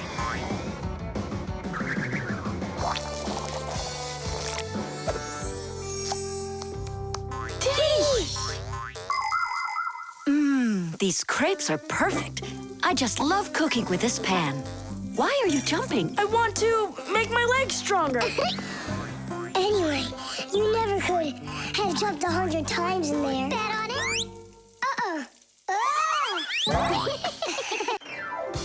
Glue.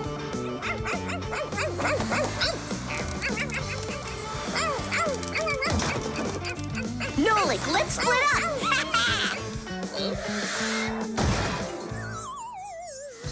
We're one cool team, am I right? Nah.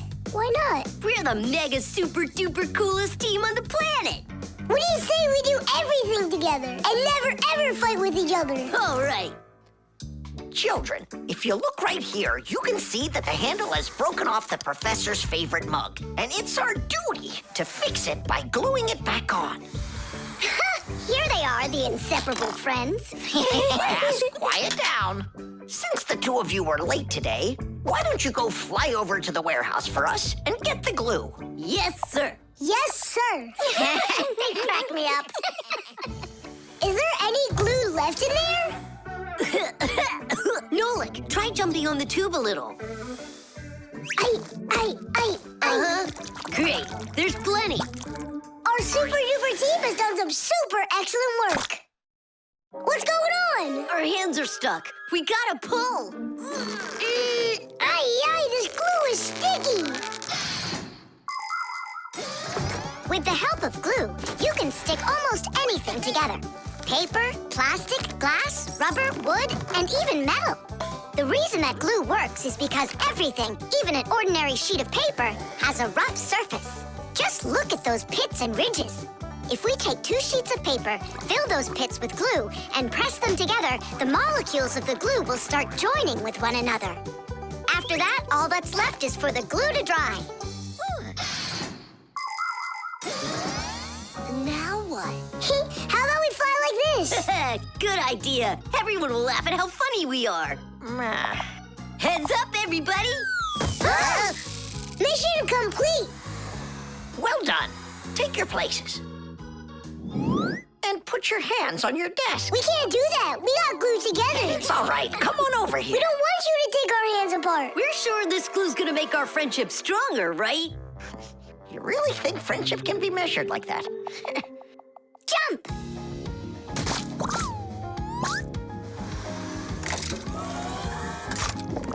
One, 2, 3, yeah!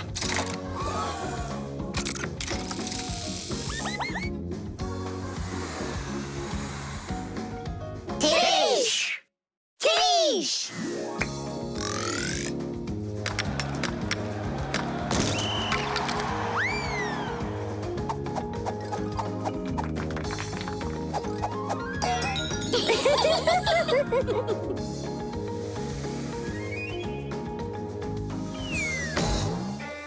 Come on, I need to go over there. Well, I need to go over there.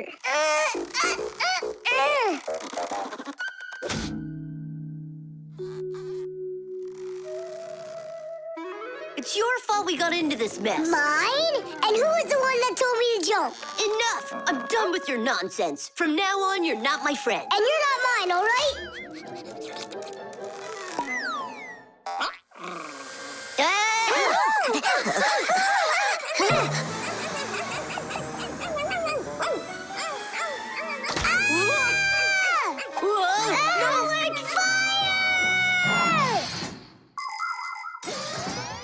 Like many of the common substances people use, glue was invented by nature itself. For example, fish glue their eggs together, and mollusks produce a sticky liquid that lets them stick to any surface.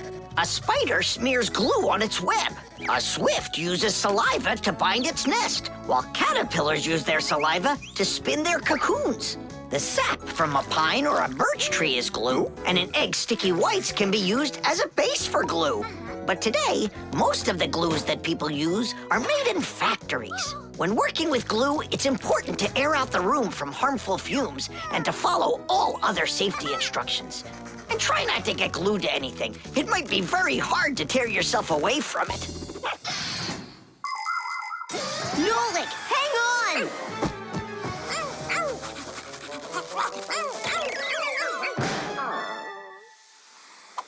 Fire! You just saved me! But how come we got unstuck? Maybe it was bad glue?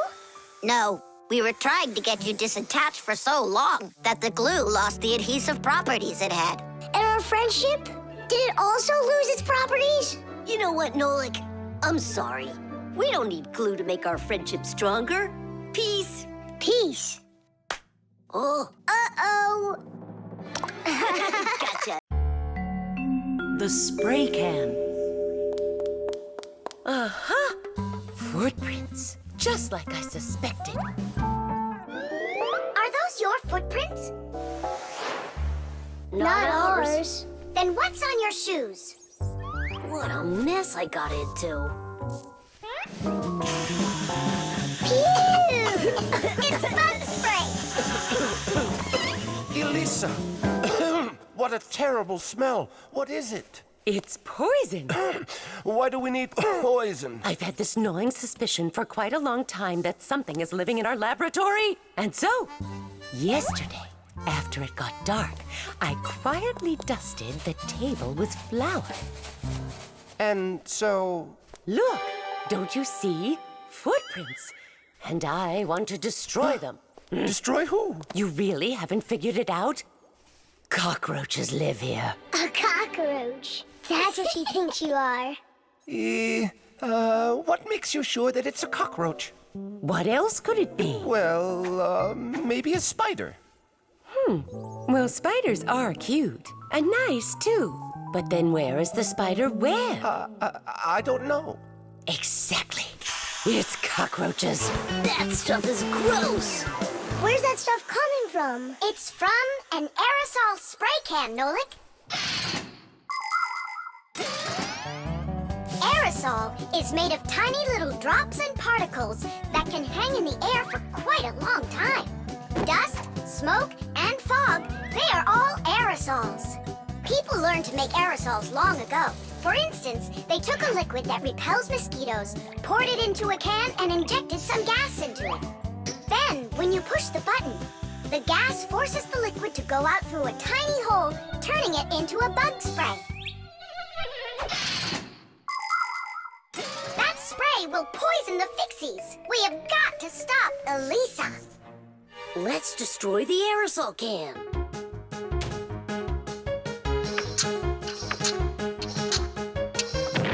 No way! We just can't do that! And what if we switch it with a can of whipped cream?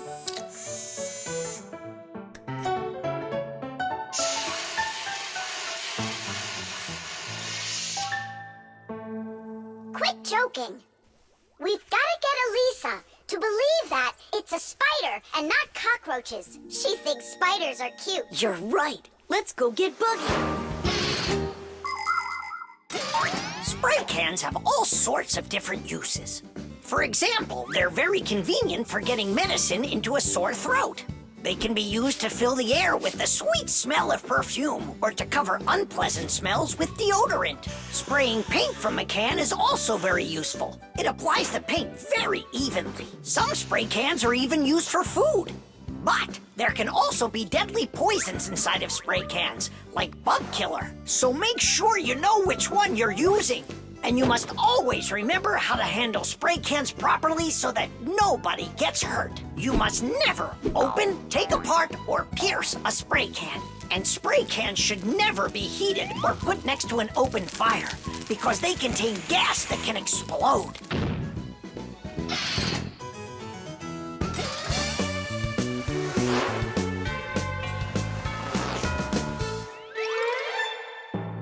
Buggy, hi there. Hey, Wait. where are you going? Buggy, we need your help. Hang on. Buggy, don't be scared. We're your friends, right? Would you help us? Please? There are new tracks here. Well, roaches, prepare to die. Are you ready? Go ahead. Run.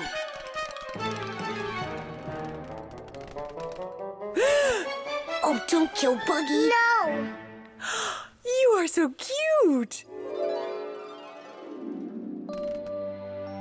What a sweet little spider. Can I be your friend? That worked great. I hope that's the end of her spraying that poison. My little spider, I almost poisoned you. Spider, where are you going? Aren't we friends? Yeah, that's a good idea. You're better off being our friend. Buggy, wait! She's upset. She could have been poisoned and we didn't tell her. I'm sure she'll forgive us if we go and apologize.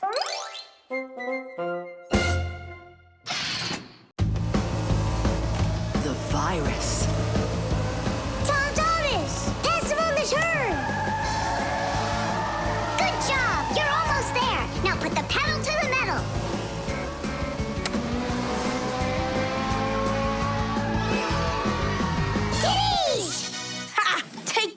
Johnny, you lose. You want to race him again? We can. We just finished the last level. Oh, we were just getting started. Wait a second. Let's see what it says here.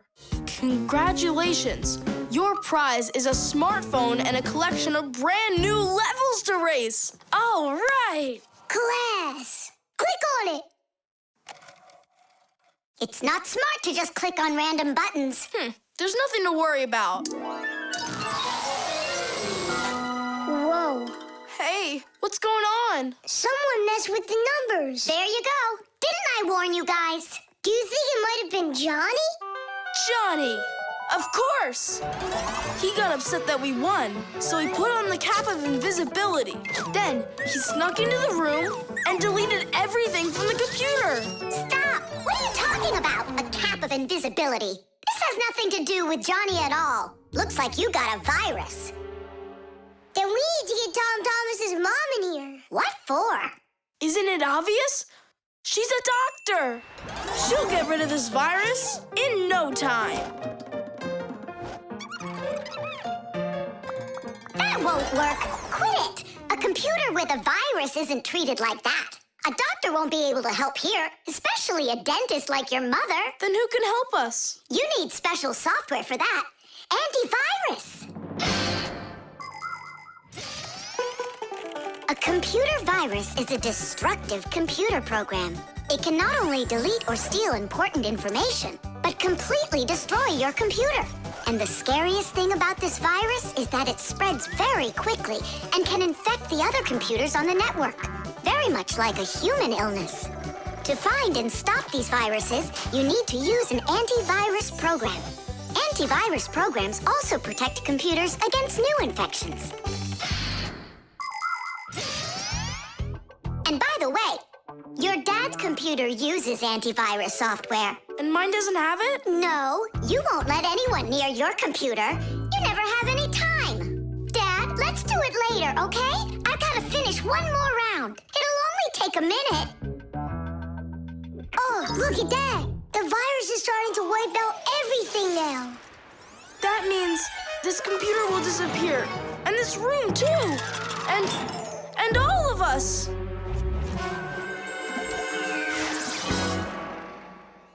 Stop!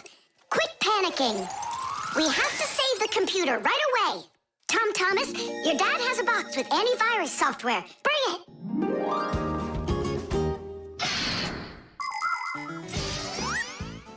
Games, music, cartoons. There are so many interesting things on the internet, but just like in the physical world, you have to follow some rules when you're online. First, you should only visit websites that you know. Sometimes a destructive virus could be hiding behind a pretty picture, and there are plenty of scammers on the internet. That's why you should never give anybody you don't know well your address, or send an SMS so you can download a free game.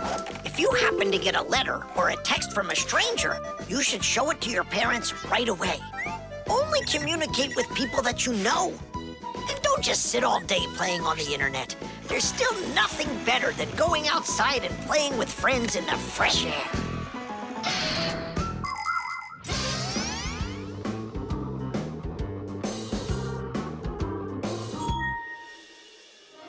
That's it. The enemy's destroyed. Well done. Let's check if everything works. Tadish! Now we need to deinstall the software. How come? There's no need. No, we have to. That program should only be installed by an adult. Otherwise, your parents will figure out you got help from Fixies. Sorry about that. All done. And here comes my dad. Dad, will you install this on my computer, please? You need it right away? How about a bit later? No, we can't keep putting it off. There you go. Now your computer is protected. How come you became so responsible all of a sudden? Oh, Dad, you don't know what kind of viruses are out there roaming the net. You're so right. The Solar Eclipse. All right, here we go. Huh? Tom Thomas! What's that for? There's a solar eclipse today. Look, and I'm gonna watch it. That's so cool. And what do you need the box for? Simka, did you forget? It's dangerous to look straight into the sun. Huh? It's so dark.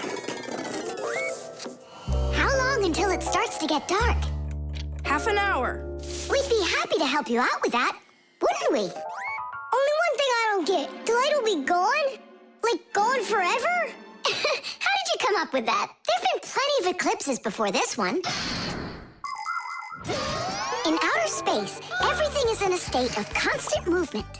The Earth revolves around the sun, and the moon revolves around the Earth.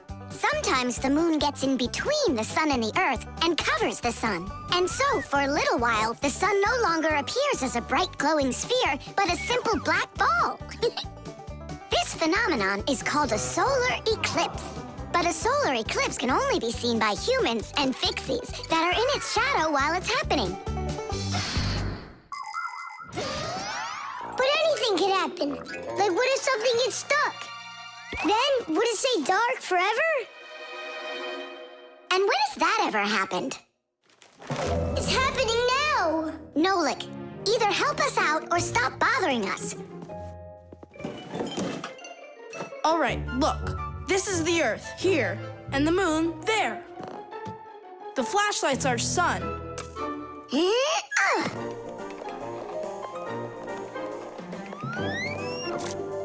see? The moon's shadow falls on the Earth. And now watch. When the moon starts to go, the light comes back. Did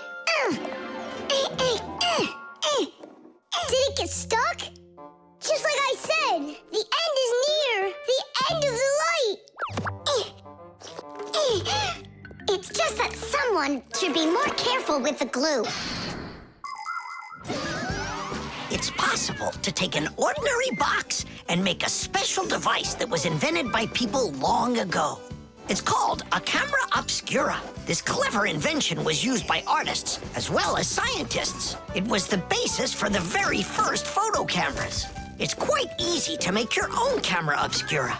Cut out a small square on one side of a box, cover it with aluminum foil, and poke a little hole in the center of it. Put a sheet of paper on the opposite side. The light will pass through the hole and shine through the darkness. And on that screen, you'll see the eclipse, only it will appear upside down. To see it, you'll need to look at it from above, but make sure not to let extra light in. Beautiful. And remember to be careful with those scissors. But don't you understand that it's scary in the dark? And it's impossible to live in it? Don't be a coward. You glow in the dark. But what about Tom Thomas? Is he gonna have to walk like this?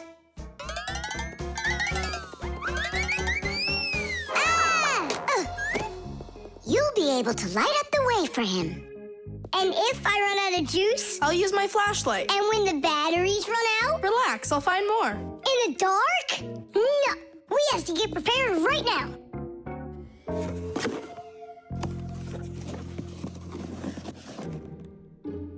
Can you see the sun? Uh-huh. 1 minute left. You ready? A minute? What? Hold on, I'm not ready yet. I'll get charged a little more. No, I need to get those batteries. 10 seconds. 9 seconds. 8 seconds. What should I do? 6. What should I do? 5. 4. 3.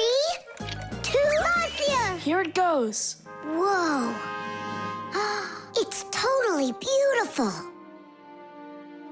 Nolik, come on out. You'll miss everything. It's amazing. Class, it's so awesome that we did this. Look, look. Now the sun's coming back out.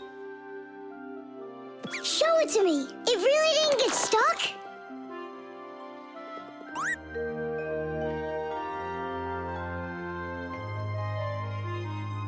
You mean the whole eclipse is done? It was cool, wasn't it? Uh-huh. Only I missed the whole thing. Well, you'll see the next one, right? If you don't get spooked again. You're not going to throw the box away, are you? I'll save it for you. I can use it to store something useful. Batteries, for instance. What if tomorrow's the end of the light and Nolik's not ready for it? the star. And so, this is our solar system, and it consists of... Friends, you're not going to believe it. I discovered an unknown star. That is superb, colleague. Yeah, and today, journalists will visit the laboratory for an interview. Who's going to be interviewed? If you weren't late, you'd know that. I had to do my hair. They're here. Everyone hide.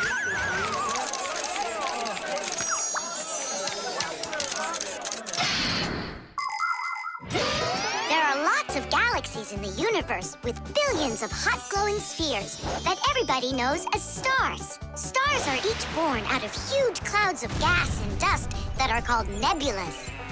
We see stars in the sky as tiny dots, but that's only because they are very, very far away. The closest star to our planet is the sun. Even though the sun isn't the hugest star, it still gives us the heat and light we need to live. Professor Eugenius is a celebrity now, on a global scale.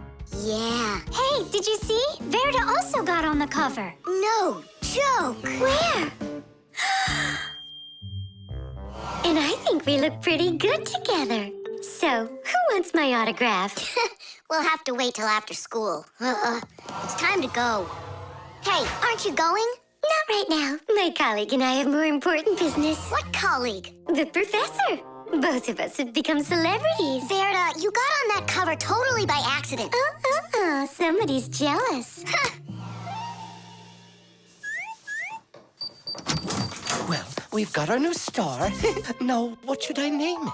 Colleague, Huh? why don't you name the new star Verda? After all, it does sound pretty. Verda. Like a vertex whirling around. That's a great idea. It's a shame you didn't get my autograph, because that new star now has my name, Verda. And now an elaborate celebration needs to be thrown in my honor. I mean mine and the professor's, of course. What celebration you talking about? With a red carpet and flowers.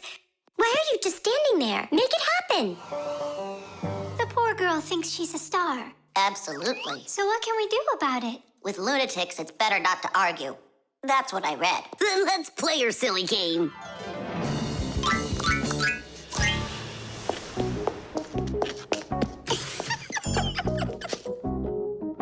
Your Majesty, your red carpet awaits. Then unroll it. And the flowers? Am I supposed to do everything myself? Of course not. Here, Your Highness, your crown.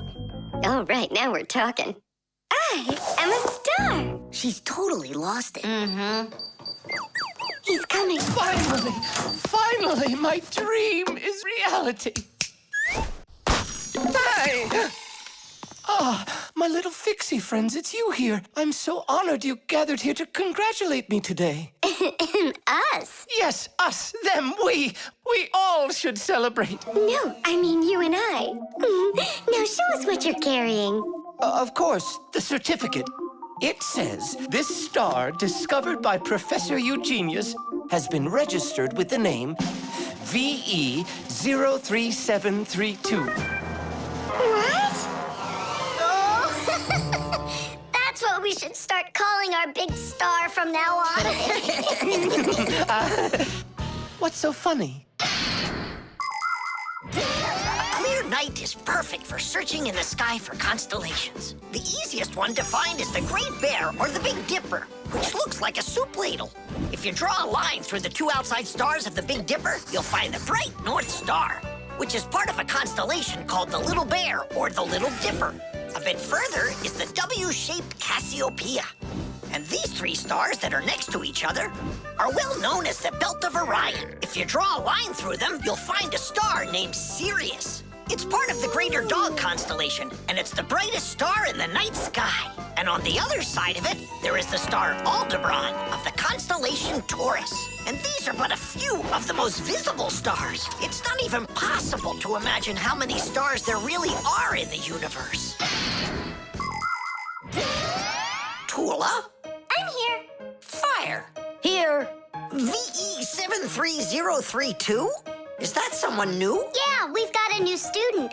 She's a star. A new giant star. You bet. The baby doll.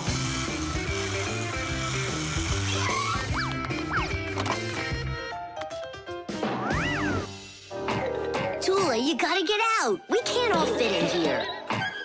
This time we'll take a ride, and next time you can. And I'm by myself again? Hey, don't worry. I'm gonna be getting such a cool car later today, Tula. Will it be a big one? It'll be big enough for all of you. Tom Thomas! Here, your toy came, just like you wanted. Awesome!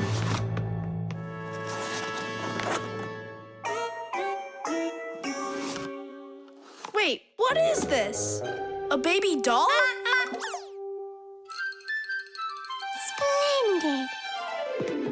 Mom, where's the car? Oh, it's gotta be some mistake. I'll find out for you. I'm calling them. It's good to be a kid. People take care of you, feed you, buy you toys, and read you bedtime stories. But in return, you have to listen to adults. Go to preschool, then school, and always remember to put on a hat.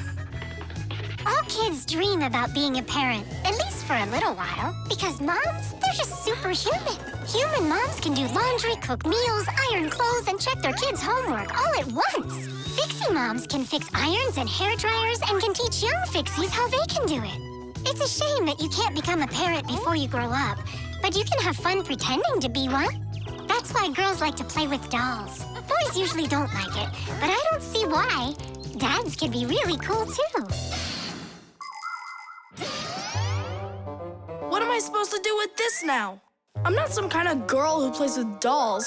Hey there, come on now. That baby doll's a real cutie. Why don't you put it down and we can get back to racing? Wait. The baby's hungry. He needs to eat. Tom Thomas, help me. No, I won't. Won't you please? He's crying. Don't you hear? Oh, Mama. That's all?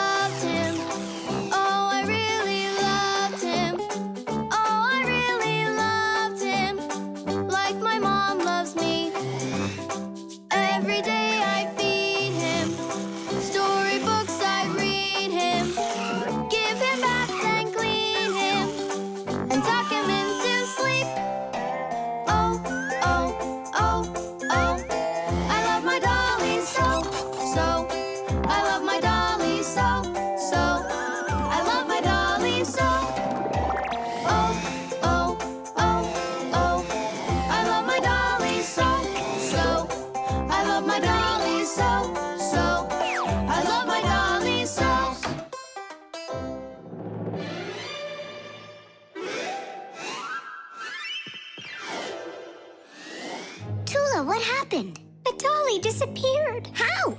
Tom Thomas, have you seen him? No. I'm not watching after that boy. But what if something terrible has happened? My dolly's eyes were shiny, toes and fingers tiny. He never acted whiny. I love my dolly so. Now my life is gloomy. How'd this happen to me? I can't find my cutie. My dolly's gone, oh no. Oh no, oh no. Where'd my dolly go? Go. Where'd my dolly go? Go. Where'd my dolly go? Oh no, oh no. Where'd my dolly go? Go. Where'd my dolly go? Go. Where'd my dolly go? Honey, don't be upset about the car. It's gonna get here soon. By the way, why did you put the doll in the cupboard? It was so hard to find. But is it still home? It's in the box over there. It's gotta go back to the store. My poor dolly's gone. My supposed to send him back today. Only I told Mom that I'd rather keep him. Hey, and what about your big new race car? Later. Did you do all this for me? You know... Papa! Whoa!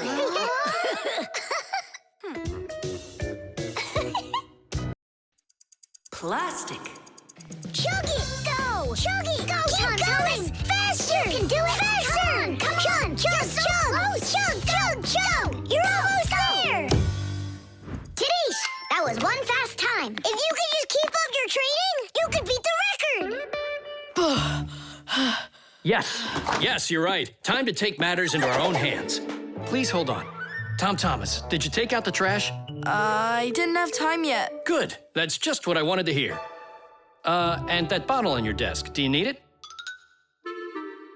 That's great. Thanks. I've got 5 more of them. And this is only the beginning of our mission. Operation Rescue. What is your dad up to? Operation Rescue. Could be... Your dad might be a superhero. Do you think? Nolik, you're too funny for words. What's so funny about that? Who else would be taking part in rescue operations? And those bottles, you think he needs them for heroic deeds? Or maybe he decided that it's time to sort your plastic waste. Do what? Plastic is a durable and practical man-made material. Lots of useful things are made out of it. Packaging, toys, appliances, and even furniture. But you shouldn't just throw out things that are made of plastic.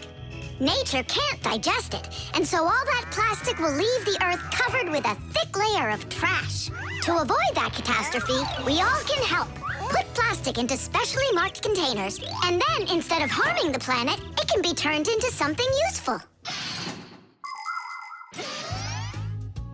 No, that doesn't make any sense. Simka, superheroes do not collect trash. And we'll prove it. You'll see. Of course. It's our evolution. I mean, a revolution. Together, we'll save planet Earth. You're so lucky, Tom Thomas. Together we'll save planet Earth.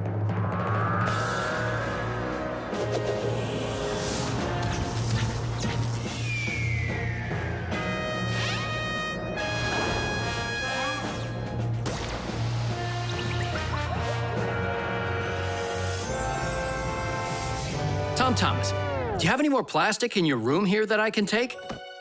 1 second.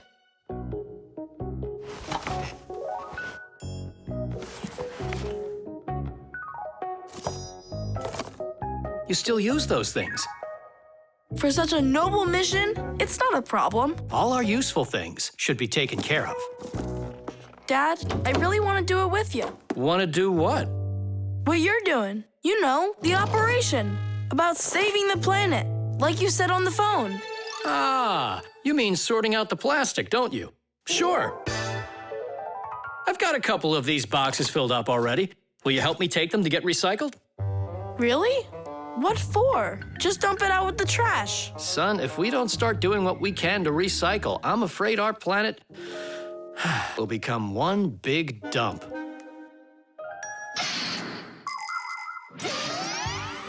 There's lots of stuff that humans just throw out that can be transformed into something totally different. For instance, an ordinary plastic bottle can be turned into a ballpoint pen, or a watch, or a chair, or dishes, or even some clothing. For example, there are some factories where old plastic is sorted, ground into pieces and cleaned, and then stretched into thread that can be used to make brand new clothing. Isn't that fantastic? But this is only possible if people learn to collect and dispose of unneeded bottles, bags, cups, and other plastics separately from the rest of their trash. Imagine how happy nature will be when the piles and piles of plastic disappear from our woods and from our seas. Let's take care of our planet together. I thought you were trying to rescue the planet, like a superhero. Actually, we are superheroes, and we're also a bit like magicians. Really? Give me a second. See this shirt here? It's made out of recycled plastic like that. Cool, right? No joke! So, you ready? Then it's time to go. Those lucky humans with their trash to sort. And we Fixies do all that we can to make appliances live longer. That way they don't get thrown away. And we should sort our trash as well. That's a good idea.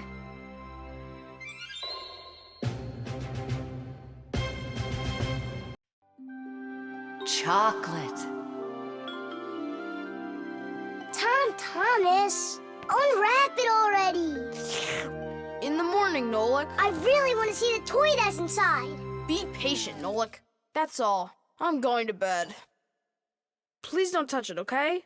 And you won't open it without me, right? That's the deal. Good night, Nolik.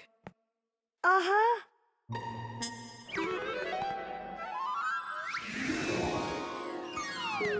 And what are you doing in here? Me? Well, I was... Oh, it's a chocolate ball with a toy inside. How interesting. Yeah, totally. Let's unwrap it and take a look. We can't. Not until Tom Thomas comes in the morning. But if we're real careful, he won't notice. A chocolate confection, Yeah. a piece of perfection. Perhaps like a gift that's shining bright. Island affection for the chocolate confection. All that I want is to take a bite. A bite. A bite. Well, yeah. We sure took a look. Tom Thomas won't be happy at all when he finds out you touched a chocolate ball. And you? Like you didn't touch it? I didn't. Oh, then what's that, Nolik? Chocolate? Absolutely. It's 100% natural milk chocolate. It says so right here. The key ingredient in chocolate is cocoa beans. They are roasted, crushed, and ground. After that, the ground beans are pressed to extract the oil from them. If you mix butter, cocoa, and sugar, you'll get dark chocolate. And if you add some milk to it, then you'll get milk chocolate. Then you just warm it up, pour it into molds, and cool it down. You can add raisins or nuts into chocolate. Sometimes chocolate is even made with flavors like flowers or salt. Chocolate wasn't originally for eating. It was used in a drink made by mixing roasted beans with water and then adding hot peppers. Not every adult could drink it, let alone a child. Today, chocolate is a favorite treat the world over for children and adults alike. How can we put it back together? How about Scotch tape? Come on! We'll start by warming up the chocolate so it softens up, and then use that to make a new ball. And then to make it hard again, yeah, we just cool it off.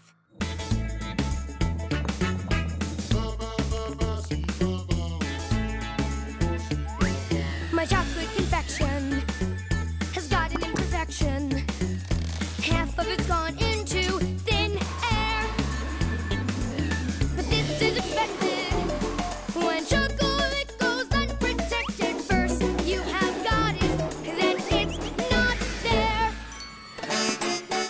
Not there. Not there. Titties! Done. Let's put in the toy. But we haven't even looked at it yet. Oh, it's so pretty. Tom Thomas is gonna love it. Oh, wait! Oh, what do you think of this idea? I've got a new confection of chocolate perfection. Safe in its wrapper, shining bright. Oh, what perfection!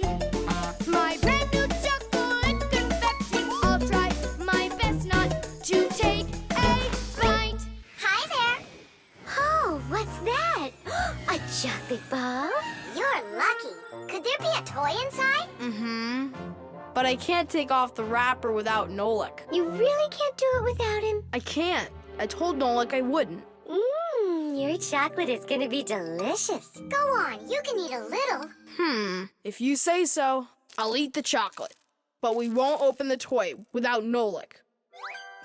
Mmm, good chocolate. Come on, don't you want to know what the toy is? We won't tell. All right, just a peek, and we'll close it right up.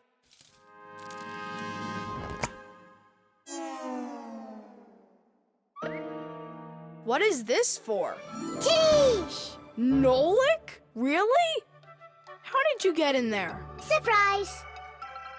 You were in the container was in the chocolate ball, and the Yep. ball, that's just impossible. Ah, he went and got you two to help. We helped a little. Hang on, Nolik. You promised not to touch the chocolate till morning. And you promised not to open the toy without me, right? Oh, my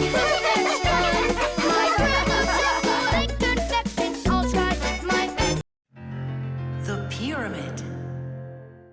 Tom Thomas, can I open my eyes? Not yet. Hurry, will ya?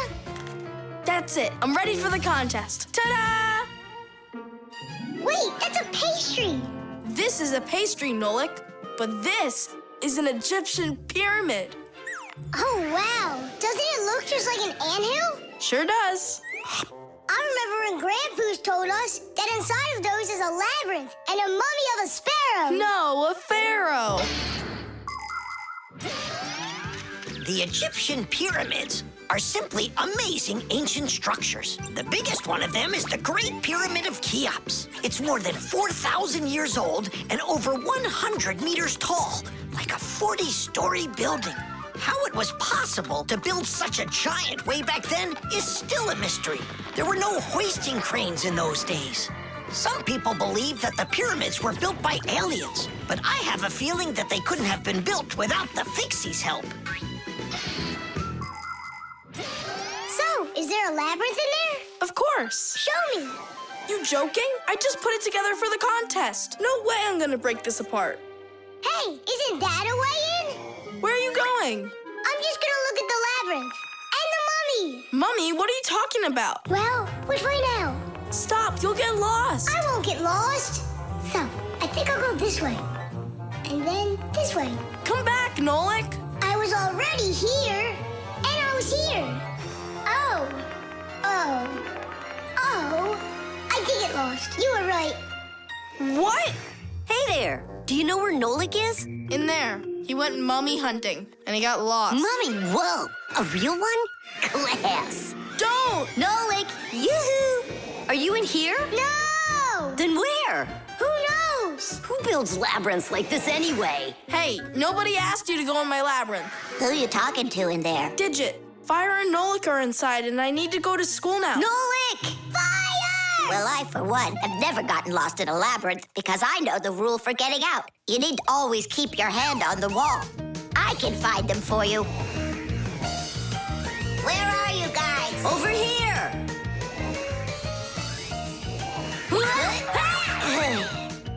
I forgot which of these walls I was touching with my hand.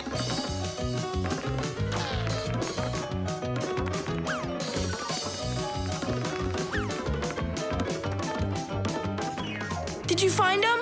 No, and I got myself completely lost in here. Tom Thomas, you've got school today, don't you? Yeah, I do. Only I got a pyramid full of Fixies. It's like an anthill. The first one wanted to go mummy hunting. The second one went looking for the first one. And the third for both. We're lost in here! And I've got school to get to. Wait, maybe you could just try to shake them out. Good idea. I was joking. You have string? Watch. This way you don't get lost.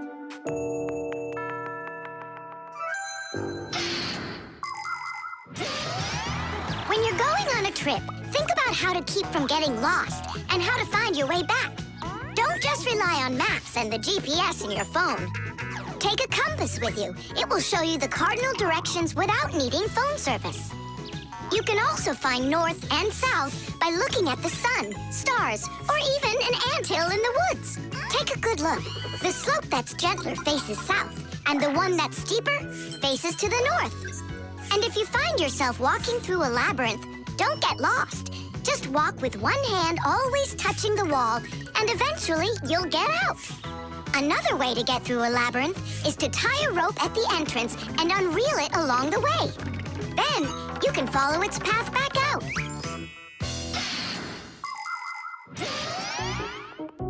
Here's the first one. And the second. And Nolik? A mummy! Is it alive? It's me, Nolik. But I couldn't find yours. That's because there's none in there. What? You mean I got lost in there for nothing? You were in such a hurry, you didn't listen to what I said. But without a mummy, how can you win? Oh, then maybe you could be my mummy. No, thank you.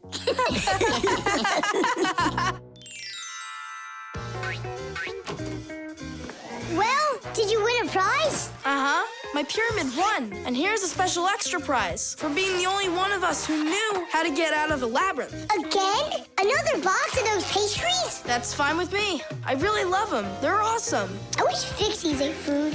What a shame. Then I'll give some to your mummy.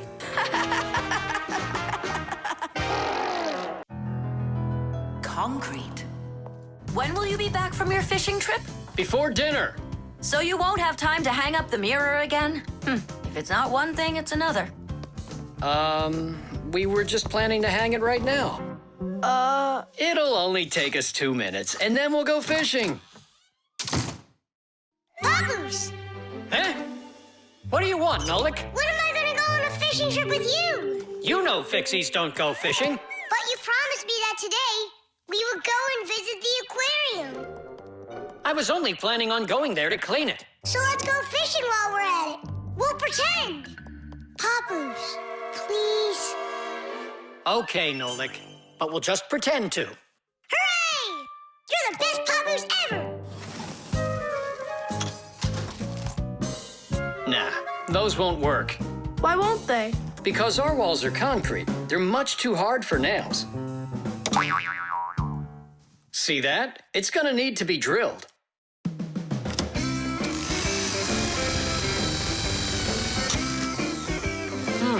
I guess we'll need to use a special drill bit that's right for this wall. Concrete is a very strong building material made out of small stones, sand, cement, and water. When the concrete mixture dries, it becomes very hard, like a solid piece of rock. For building houses, bridges, and other large constructions, reinforced concrete is what people use. To reinforce the concrete, it is poured into a mold with steel bars. When you drill into a reinforced concrete wall, you have to be careful not to hit the metal bars. Papoose! Shh, humans. Not big enough. It won't hold up this mirror. But it's all we've got. So we'll have to go and buy another. That stinks. Means there's no time to go fishing now. Actually, I think this will hold it for a little while.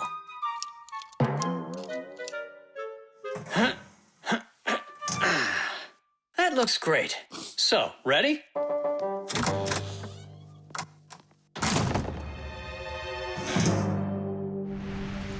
Papoose! Huh? Do we own fishing rods? We don't, but we'll figure it out.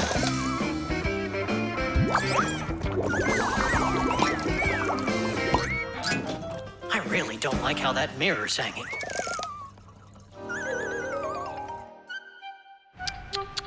That's what happens when people are in a rush to finish.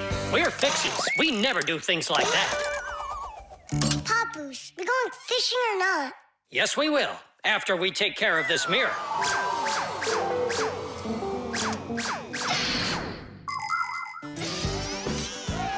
In ancient Rome, volcanoes helped make concrete. After they erupted, people would mix the volcanic ash with stones, lime, and sand. This concrete was used in many of the famous buildings constructed in that time. For instance, the Pantheon with its concrete dome. And this one is the famous Colosseum. It was also made with concrete. The Colosseum is almost 2,000 years old, but it's still standing strong. Later, when that land was conquered by other nations, people forgot about concrete and how to make it. Thank goodness that 200 years ago, they suddenly realized what a great material it is, and they reinvented concrete. It's true when they say, everything new is well forgotten old. Papoose, hurry up! Haste Waste is the mother of imperfection. It looks like I ran out of wire. Lousy timing. I've got to get to the warehouse. Warehouse? That means we're not going fishing. Nolik, a promise is a promise, and that means we go. This should hold for a little while.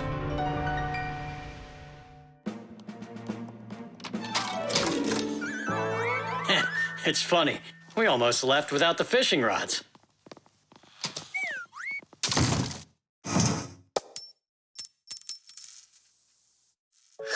Don't panic. We did a good job of anchoring. Remember what I said? Haste is the...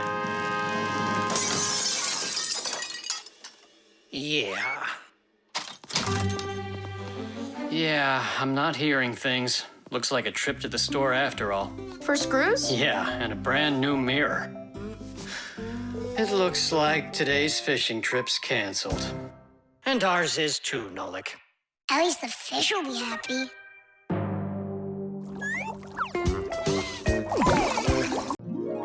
Beauty.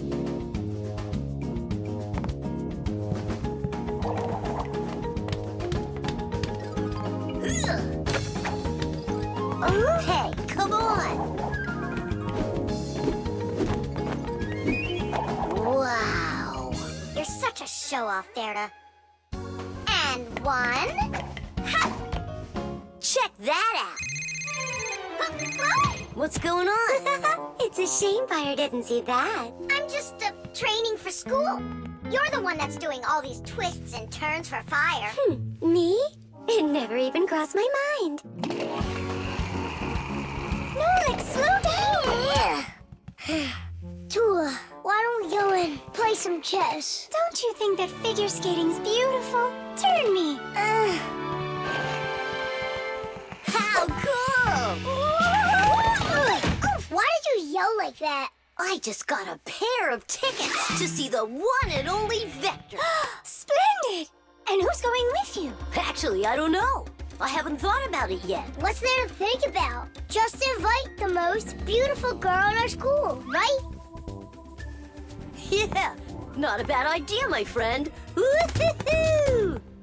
Did you hear that? The most beautiful one will get invited. Well, I'm not even interested. And you know what? Neither am I.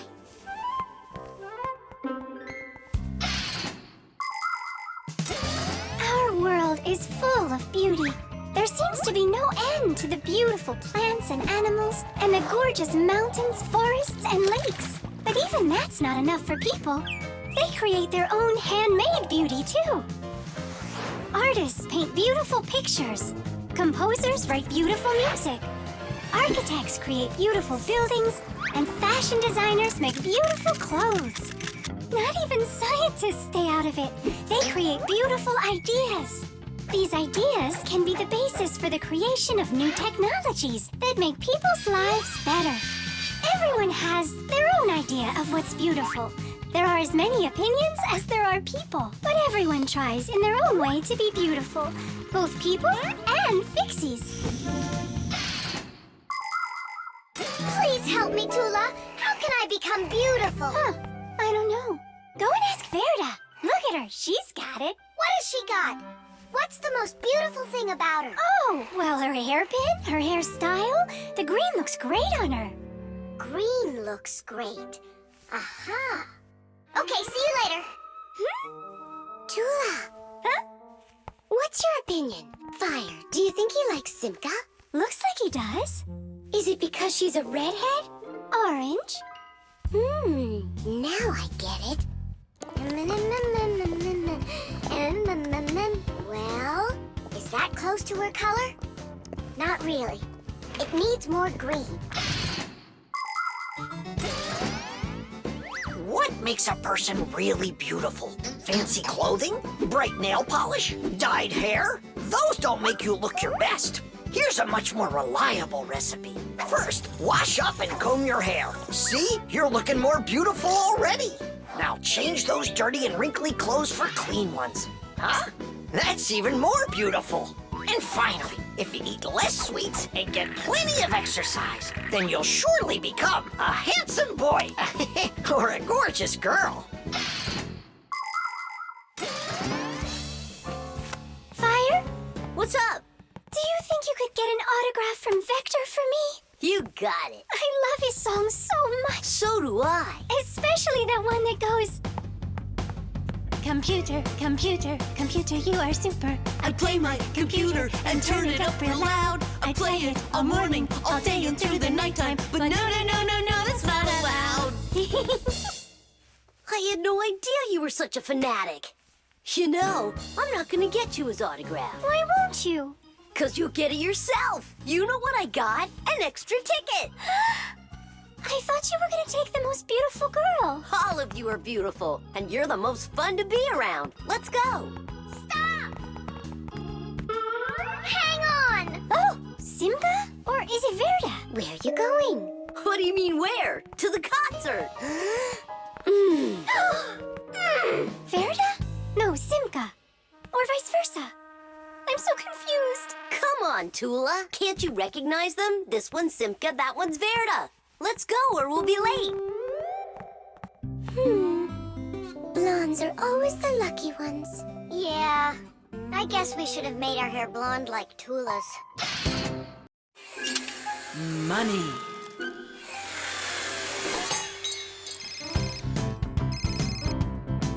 Hello? Uh-huh. Fire, can you help me, please? Sorry, Verda. I need to go to, the warehouse right away. But I helped you yesterday, didn't I? Well, I helped you the day before that. Yeah, well, what about last week? I helped you 3 times, remember? Well, You helped one another when it was time to. I don't see why you have to count. Of course not, Tula. You ask for the most help from all of us. I do not, Verda. Look how Elisa helps Professor Eugenius. And she doesn't argue with him. Of course not. She's in love with the professor. Actually, it's her job. And for helping the professor, she gets money. Money. That's a smart idea. Money constantly moves from one hand to another. A person does his job at work, and in exchange, he gets money for it. He can use the money to buy things he wants, like clothing or food. Or he can pay somebody else for their work, like getting a ride from a taxi driver, a haircut from a hairdresser, or a computer repaired by a technician. All people take part in this circulation of money. But unlike people, Fixies don't use any money. We do just fine without it.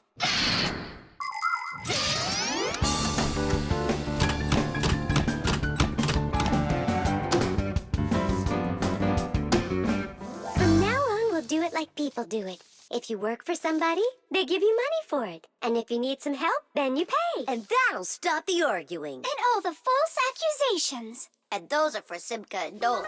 Now it's all fair.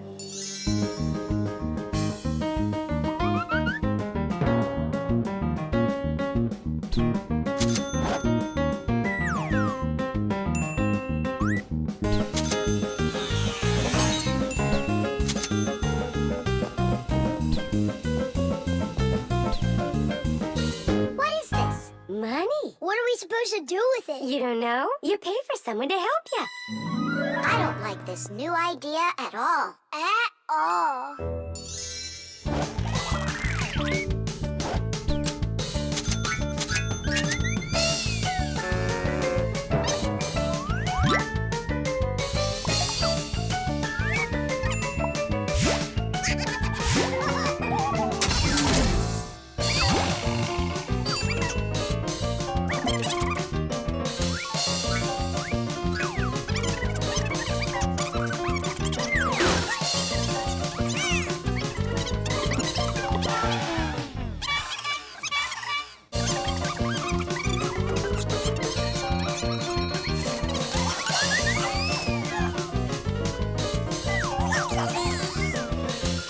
Maybe we should give them our money so they'll stop arguing. I've got a cooler idea.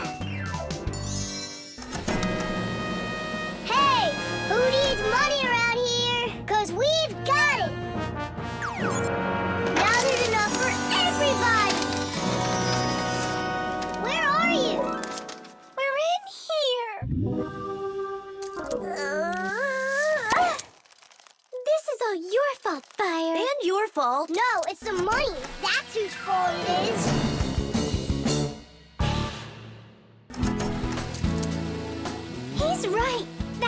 we're fighting. And we didn't even fix the printer. Money is nothing more than just paper. Although money is printed in strict secrecy, we still know something about the process. The paper used for money is made out of cotton and linen. It's stronger than normal paper made out of wood, which means it doesn't rip as easily, even if you fold it thousands of times. The ink used for printing money is special too. It won't rub off the paper or fade in the sun. And that's not all. The ink has secret additives that can only be seen if you look at the money under a special light. This helps protect people from fake money. It is for the same reason that watermarks, metal strings, and teeny tiny writing is also used on money. This writing's very hard to read, unless you happen to be a Fixie. I hope I didn't say more than I should have. Well, all done. It's time for a test. But what are we going to print? A word with real value. Yeah, something really precious. No, it's not money. Right, it's so much better.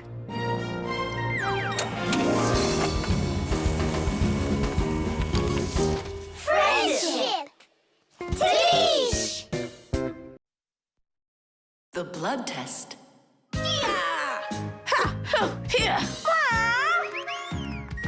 Hi, Tom Thomas. Huh? What are you, fighting with flies? No. Dad signed me up for a class. I'm starting to learn martial arts. Are you gonna fight like in the movies? What do you mean? I'm gonna star in the movies. I'm gonna play a superhero. Yeah! Ah! He'd be a great windmill for sure. Tom Thomas. Is first period free for you tomorrow? Yeah? Excellent. Then in the morning I can take you in for a blood test. Oh, blood test? Why do I need that? To make sure that you're healthy for your martial arts class. And remember, don't eat anything before the test. Don't worry, it's just a little needle. A little what? Mom! And what if I take some other kind of sport, like chess, for instance? Then I don't need a blood test? What's up? Are you scared? No. Mwah. I'm proud of you. Dad never told me I need a blood test. It looks like our superhero's a little scared. I think I'd be too. Blood sounds scary. Nothing scary about it. A human body has a huge number of little tubes called blood vessels with blood flowing through them. The blood carries oxygen and nutrients to the cells, takes away carbon dioxide from them, and protects them from harmful microbes. To be sure if you're healthy or not, it's often necessary to have a blood test. The most accurate results come from blood that is taken from a vein. The sample is analyzed to see if everything is all right, and if not, the doctor will prescribe a treatment. You see, it's totally safe. And there's nothing scary about it. Oh, blood should only be drawn on an empty stomach. What's that mean? It means no eating before the test. And what happens if I eat? Well, then they won't take any blood from you. That's an idea. What's an idea? I got no idea. Okay, good night. You're really not scared at all? Mm-mm. For some reason, I don't believe him.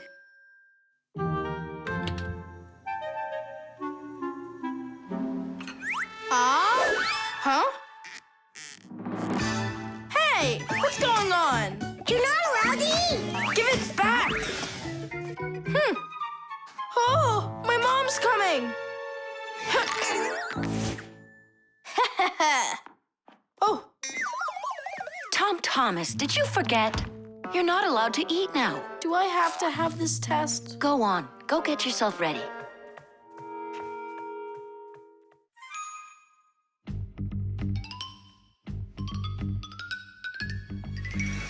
Are you trying to run away? Shh.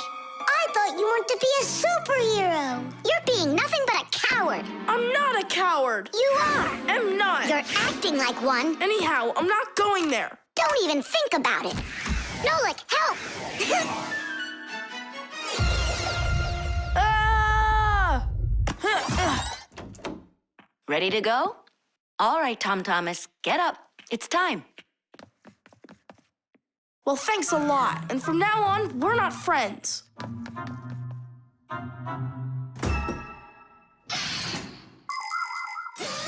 Making an accurate blood analysis is not a simple task. Originally, this work was done by people that would examine a drop of blood under a microscope.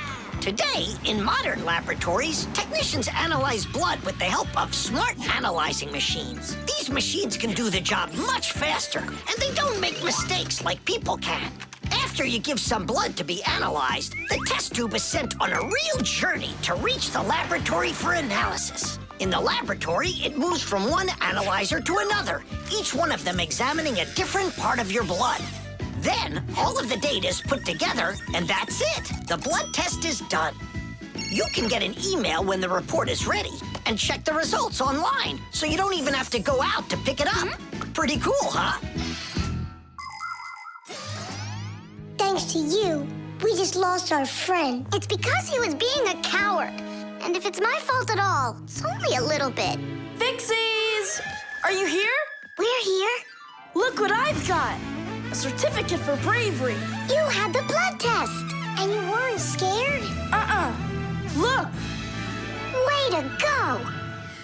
So, are we friends again? Of course we are! All right, then can you teach me a few of those moves? Yeah, sure. Wow! Yeah! The detective. All right, there that is. Wasn't it great that we got to stay after class and watch that movie together? Yeah, that film was great. That detective, what a guy. He figured out exactly who did it.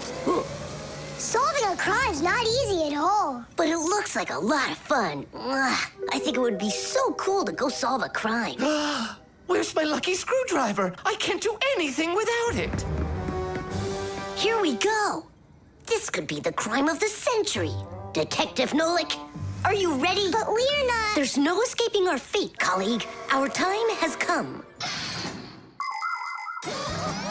In order to become a detective or an investigator, you need to be very attentive and astute. Because detectives solve mysteries, find missing things, and detangle the most twisted cases. For instance, who ate the whole cake without permission? A real detective will notice the minor details right away. Crumbs under the sofa, a trail of paw prints across the room. By following the clues, a real detective will easily discover the thief. All right, it's time for us to figure out who stole the screwdriver. And the screwdriver, don't we need to find it?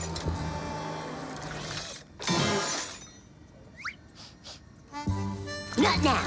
First, let's find the thief. Oh, look at that. It's Digit. Digit? Why are you back at the laboratory? Our school classes are over. I want to talk to the professor. I came up with the coolest thing to make. What cool thing? It's a secret. That's a bit hard to believe. All right now, suspect. What were you doing after school? What do you mean, suspect? There must be some mix-up here. You're trying to dodge the question? You want to change the subject on me? That's it. I'm leaving. No screwdriver, no experiments. Well, you want to take over for Eugenius, and that's why you stole his lucky screwdriver. You're under arrest.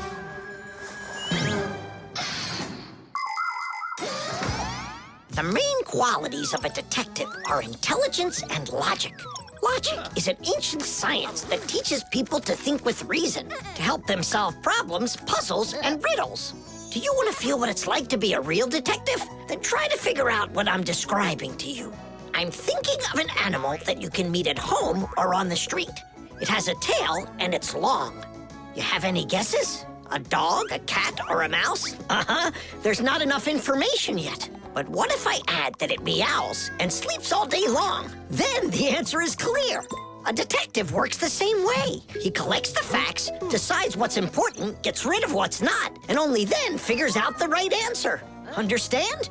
Then you're ready for another puzzle. Tell me, who doesn't belong here?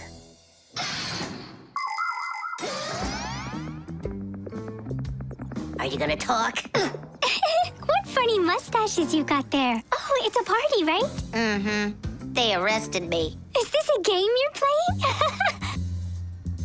Tula, you believe that a lucky object can bring good fortune, now don't you? Well, yeah. And what? Now it's clear. You helped Digit steal Eugenius's lucky screwdriver. Yeah, because you like lucky stuff. Arrest her.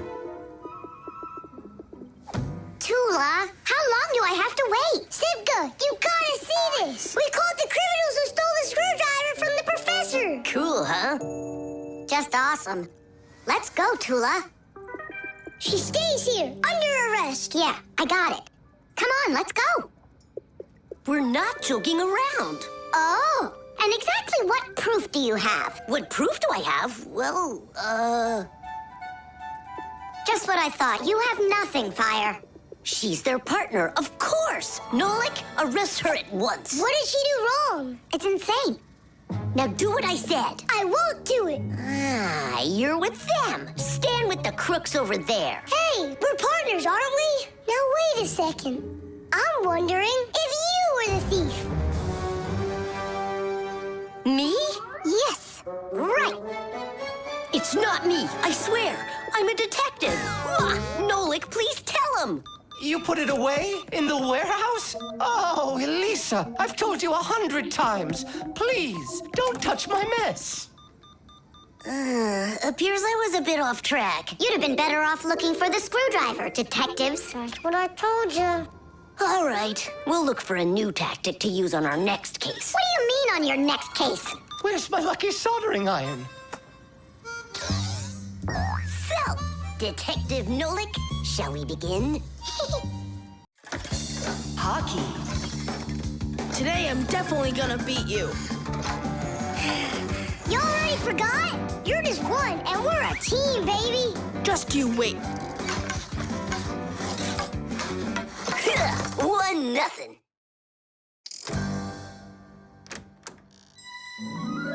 Hi there.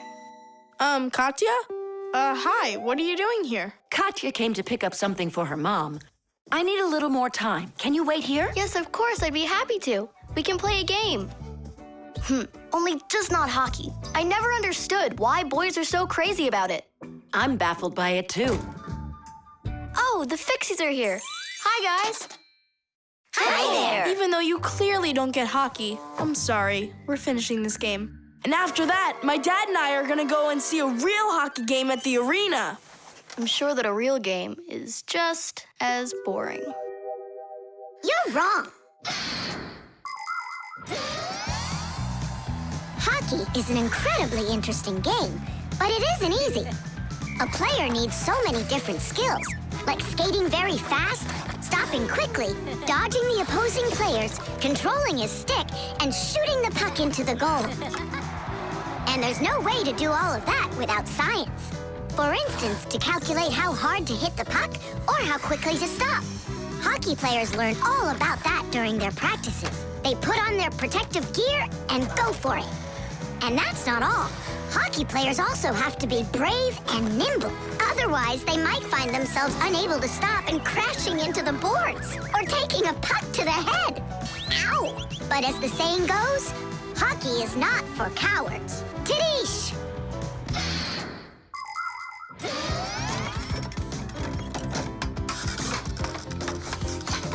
Goal!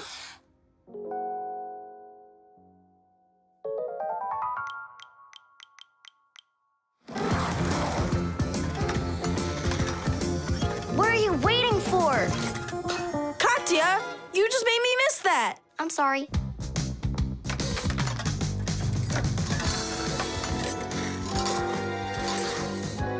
Bounce it off the board! Enough with that! I happen to be helping you, if you didn't notice. You said you don't like hockey, so quit giving me advice. Whatever.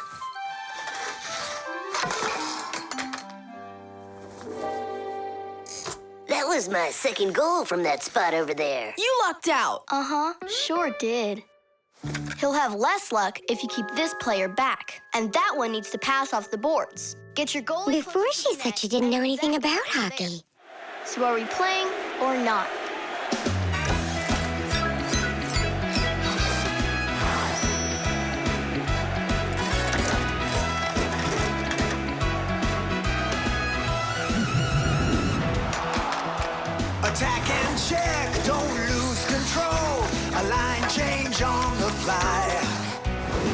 our gears, zoom in towards the goal to score and break the tie.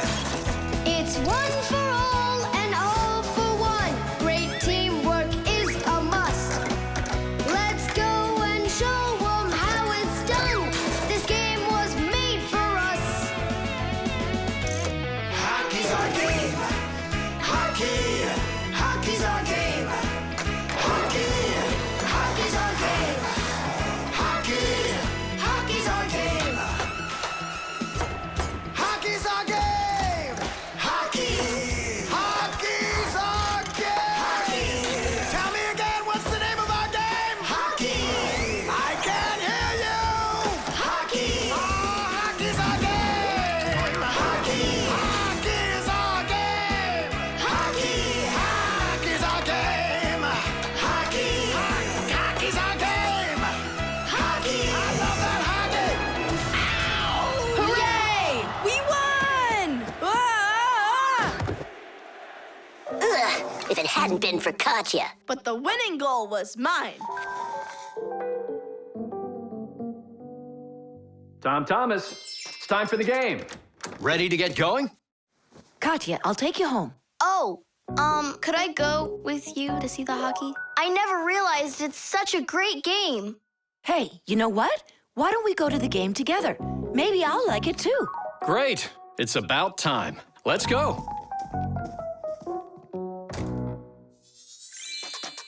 How did we possibly lose that?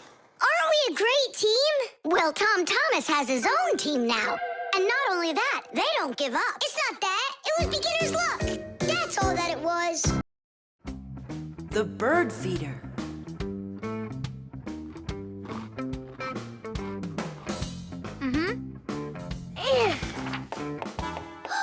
Did you hear that? What? Oh, again. Outside the window. There. Huh, a little bird. He's beautiful. Uh-huh, only he looks sad. Just wait till he sees what I'm gonna do. I guess he doesn't think you're funny. That's because he's cold out there. He wants to eat, that's all.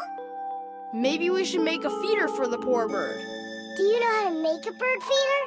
No, but we both know someone who knows everything.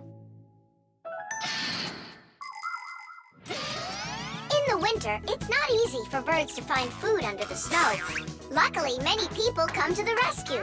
They build little houses for the birds, designed to hold food. The name for these houses are naturally bird feeders. Bird feeders can be made out of wood, plastic, or even something as simple as a milk or juice carton. Building a bird feeder by hand isn't hard to do at all. But building it is only one part of the work. What's most important is remembering to keep it filled with food. Well, shall we start?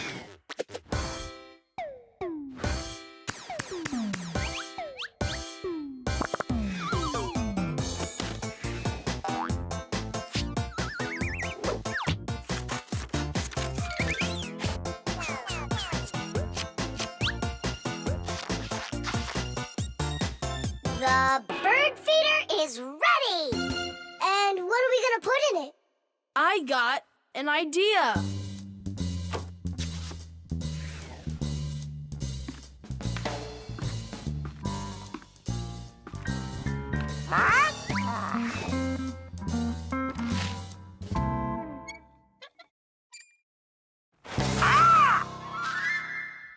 Adisa, I need some of your food for a little bird. You aren't greedy. Greedy? Greedy? Greedy? I didn't know Adisa is greedy. Adisa's greedy? You need to learn how to share. Adisa's greedy. What, like there's not enough food? Not enough food. Not enough food. Not enough food. Not enough. Wow, now there's 2 of them out there. Eat! There's enough food for everybody. Poor Adisa. Poor Adisa. Let's bring them in here. We can open a restaurant for birds. Little bird. Why did you scare the little birds away? That feeder's for them. Get it? Just fly away. Shoot!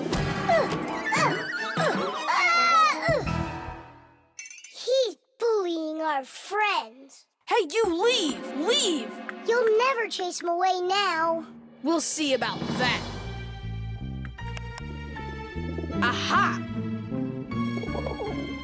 Serves you right, Pigeon. It's not nice to bully little guys. Yeah, and how about big guys? It's all right to bully them? The poor pigeon also wants some food. Food! Food! You sure? Sure! Winter can be beautiful, but also very cold. Animals have different ways to prepare for when the weather gets cold. Some birds gather into flocks and migrate to where it's warmer. You could almost say they're flying to a resort. Squirrels, hamsters, and chipmunks collect and store nuts, mushrooms, and pine cones. There are many people who don't have pantries that are as well stocked. Badgers and bears eat a lot of extra food in the fall, and then go to sleep in their dens and burrows for the whole winter. Fish also sleep in the winter, only they're at the bottom of rivers and lakes.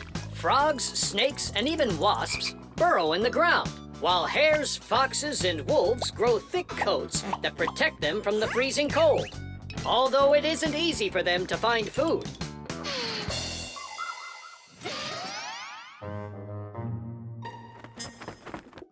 So that will be your feeder, and that new one will be for the little birds.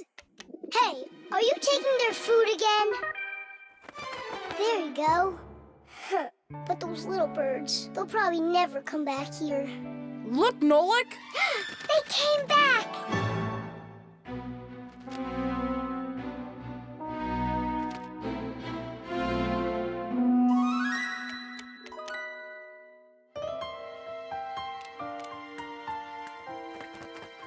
Ah, they're full and happy. It's so nice. Tidish! Tadish!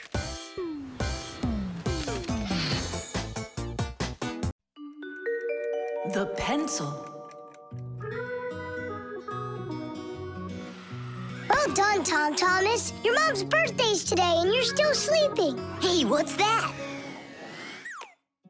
It's a drawing, a portrait of his mom. In my opinion, this mom doesn't look very much like Tom Thomas's mom. Maybe he didn't get to finish the picture yet. He was tired and passed out. This is not good. We gotta do something. Ah, we can help him. The pencil's right here. A pencil has lead inside. It's the lead that makes the drawing. Only lead doesn't grow on trees.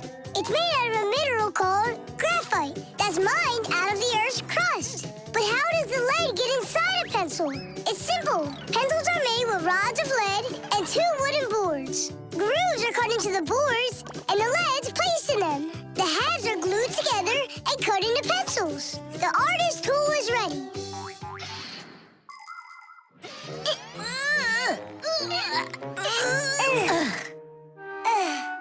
This isn't gonna work. Oh, give me a place to stand, and I shall move the pencil through the air.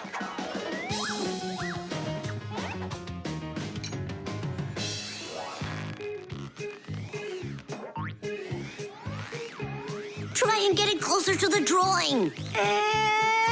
You gotta lift it up a little. You gotta push it harder. Nolik, we're blockheads. Look, there's a pencil sharpener. A piece of lead. That's all we need. All right, let's check out how it was done by the old schoolers. By the great masters, like us. Yeah, she could use a little more hair. And a hat, too. And a bow around her neck. Beautiful. And Chusaka's gotta be in there. Yeah, let's keep drawing.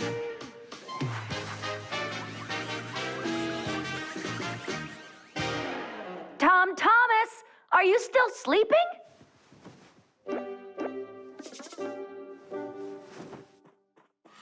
Fixies? No need to thank us. Where is my drawing? What have you done to it? If Mom sees this piece of art you created, she'll go and faint. I know it. From happiness, right? Fright's more like it. Does that look like my mom? Well then give it to your dad. Your dad won't faint, I know it. But it's my mom's birthday, not my dad's. You gotta be kidding me.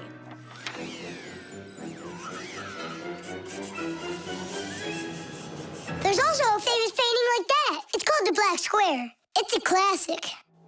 You don't think she'll like it? People want to remember the highlights of their lives. And so they take photos of nature, of their families, of themselves, even of the food they eat. People have been doing this even before the invention of photography, by drawing. An artist might draw the sun, a river, some apple trees, and soon he's made a landscape. And if the apples aren't on trees, but on a plate next to a vase, cup, or basket, then a still life is what it's called.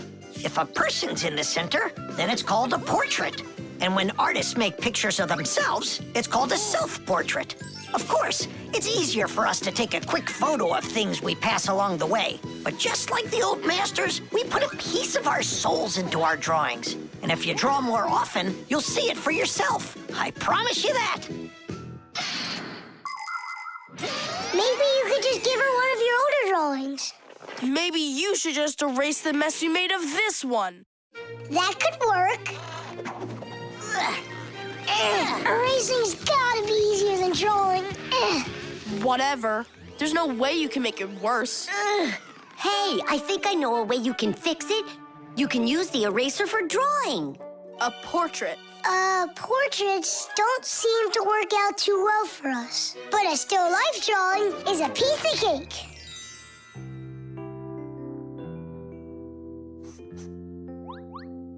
Super!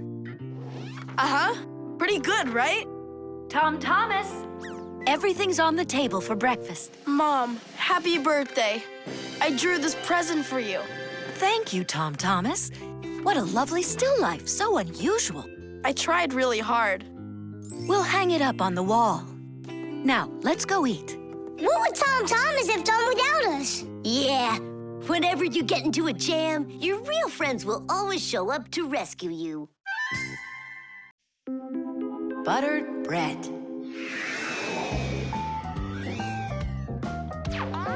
Tom Thomas, it's not right to eat when you're playing a game. I know your mom told you that. Come on, stop distracting me. Oh no, that's the game.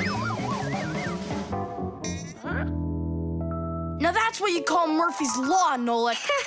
No, that's the law of buttered bread. The law of buttered bread. There's no way that's a real law. People say that bread always lands butter side down. Scientists laugh at that, but there is a grain of truth in it. First of all, a sandwich usually falls from the low height of a table, and so it only has time to make a half turn. Second, the side of the bread with the butter is heavier, and that pulls it towards the ground. And third, people remember the bad things that happen to them. So, they believe that buttered bread always lands the wrong way. That's just goofy. I don't believe in that law. It's true, and not just for buttered bread, but any open-faced sandwich. Then let's do an experiment. We got tons of food in here. We just cover some bread with it and then throw it. All right, let's do it.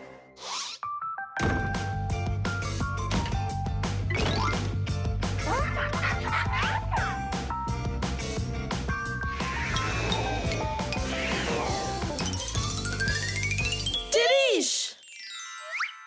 Well, jelly side down. Uh-huh. And the cheese went down. And the chocolate spread's out of luck, too. The bologna didn't do any better. Do you believe me now? Not yet. Let's keep going. We should try some other methods of throwing.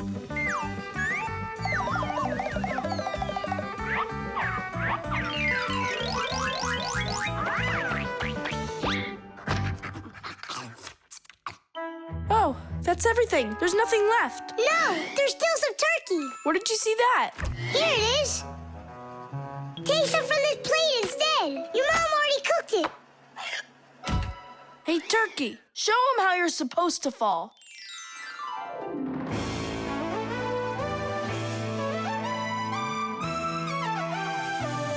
Aha! Didn't I, tell ya? You vandals! Why are you throwing food all over the place. It's simply awful. Hey, give it back! Please, we're testing the law of buttered bread. You gotta be kidding. Your mom is gonna love you for that. Can you please put the sandwich on a plate already? It's too heavy for us to keep holding it up. Good. There you go.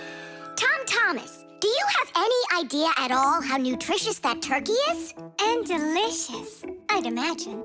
And turkey's a healthy food that has lots of protein, vitamins, and what do you call them? Microelements. That's not all. Eating that turkey could make you grow. If you eat that sandwich, you could grow a centimeter. I think that's true. Yeah, and it'll give you some extra strength, which you're gonna need when you clean up your kitchen.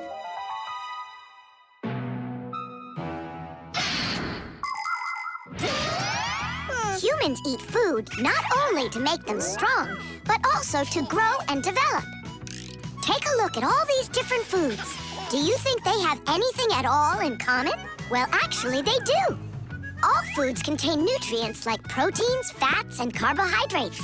Combining them properly is the science of nutrition. Foods with fats and carbohydrates give humans energy, while those with protein are essential for helping children grow. People love to eat food that is delicious, fresh, and assorted. Try to eat all sorts of good foods like salads and soups, cereals, potatoes, vegetables, and meats, and not just sandwiches. But when it's time for a little snack, a sandwich can be just right, and it's so easy to make.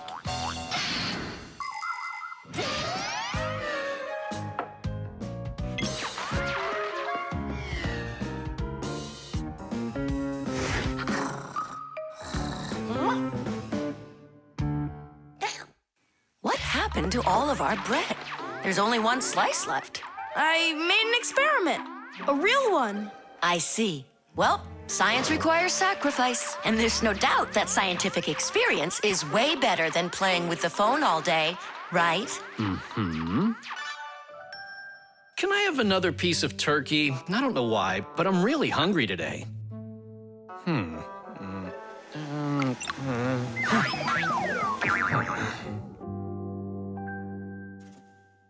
Now that's what I call Murphy's Law. No! That's what they call the law of buttered bread, Dad. Did you hear? The law is a law. Musical notes. Yeah! No. Yeah! No. Yeah! No. Hey, what a thoughtful conversation you're having there. Been going on for a while? Yeah! No. Simka, please tell Nolik what this is. A present, right? Uh-huh. From Katya. And it's got a secret code right here, you see? There's no secret on there. They're just notes. Musical notes. Ha! See? I told you. Those squiggles could have been music. I don't believe you. Come on, two people said the very same thing. Simka is not a people. She's a Fixie. Anyway, there are two of us. You're ganging up on me. We're not ganging up on you, Nolik. Music is something you can play or listen to with your ears. But that's not all. You can also write it down. When we want to write down words, we use letters. And if we want to write down music, we use special symbols called musical notes. There are 7 notes: do, re, mi, fa, sol, la, and ti. The higher the sound, the higher the note sits on a set of 5 horizontal lines called a musical staff. Notes that look like this last longer, and notes like this are short, quick notes.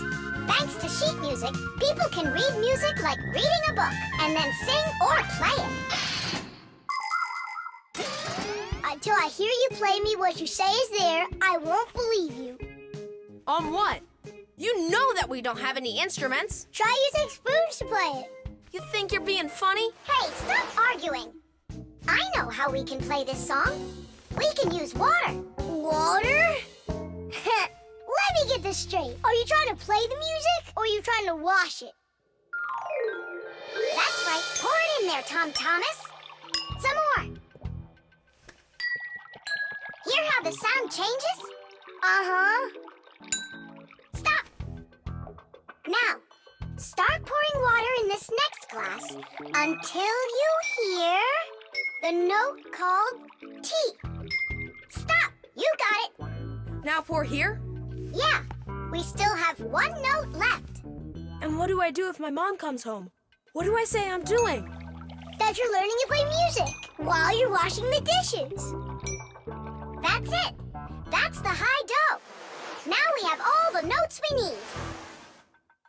Do, re, mi, fa, sol, la, ti, and do.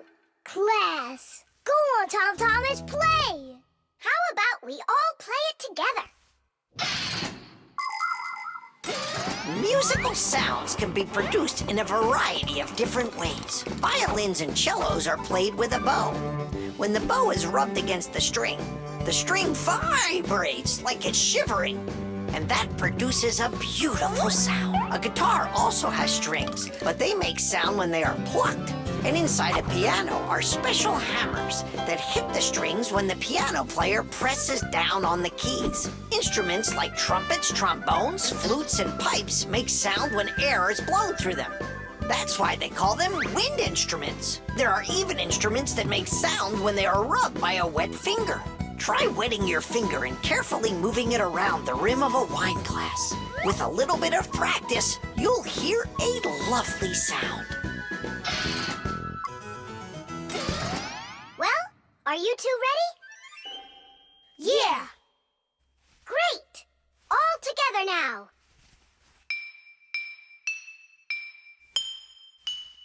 I know this. Happy birthday to you. Happy birthday, Tom Thomas. Happy birthday to me. Tom Thomas, we also wish you a happy birthday. You see, Nolik? And you didn't believe that this was music. But I was the first to guess which song it is. Hey, thanks so much for helping me figure out Katya's present. And how about sending a song to Katya? Yeah! We can write down the musical notes to a song about the Fixies. The Fixies? We can't. We can't write down the words, but if it's just the notes there, then it's no problem. Hooray! Want to play it? Of course we do.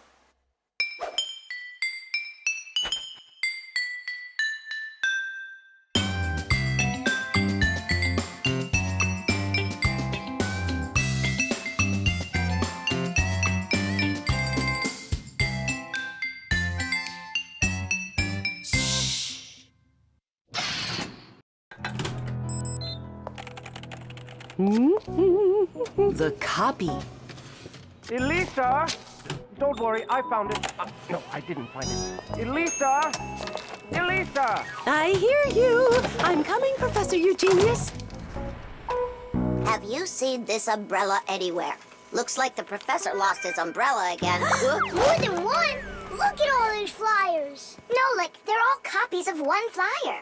Elisa prints lots of them so she can hang them up all over town.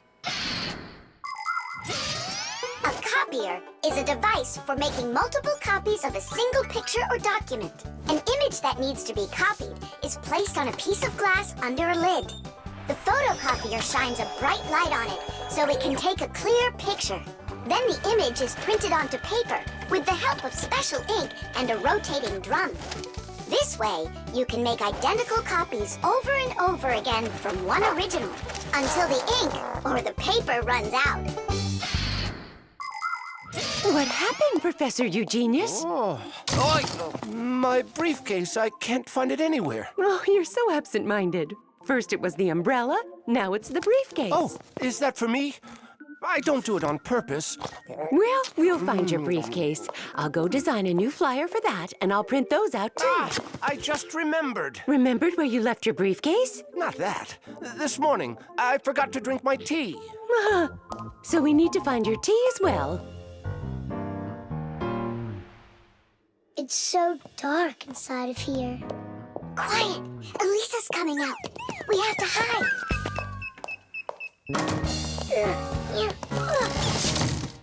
Where is that one about the briefcase? Here's the flyer for missing keys, the one for the phone, the flyer for when the professor gets lost. Here, a missing briefcase. Excellent.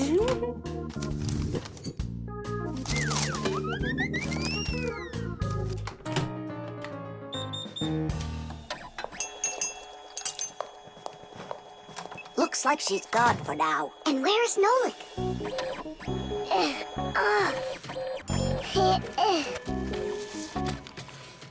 There's Nolik, in printed form. He got stuck inside the copier. We have to go and save him. Save him? We all need to be saved, Tula. If Elisa takes these flyers and hangs them up, the whole city will find out about Fixies. So what do we do then? Wait, oh, we can use those liquid erasers to paint over Nolik.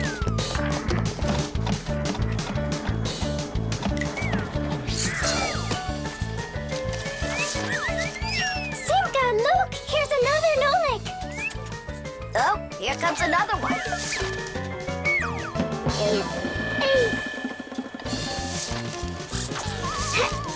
Make sure he's covered. And here.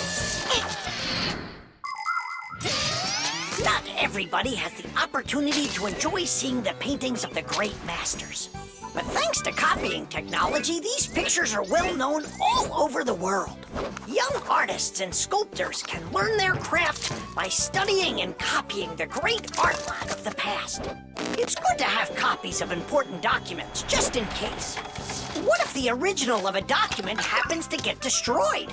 At least there will be a copy.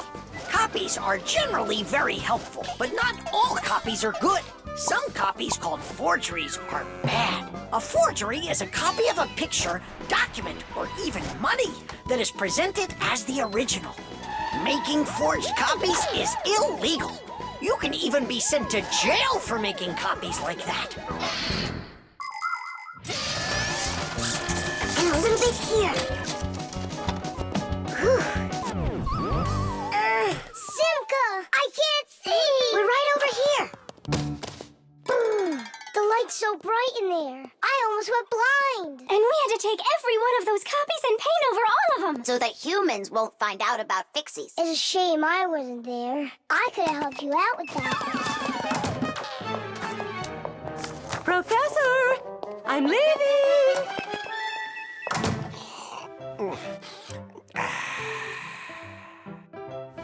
There they are.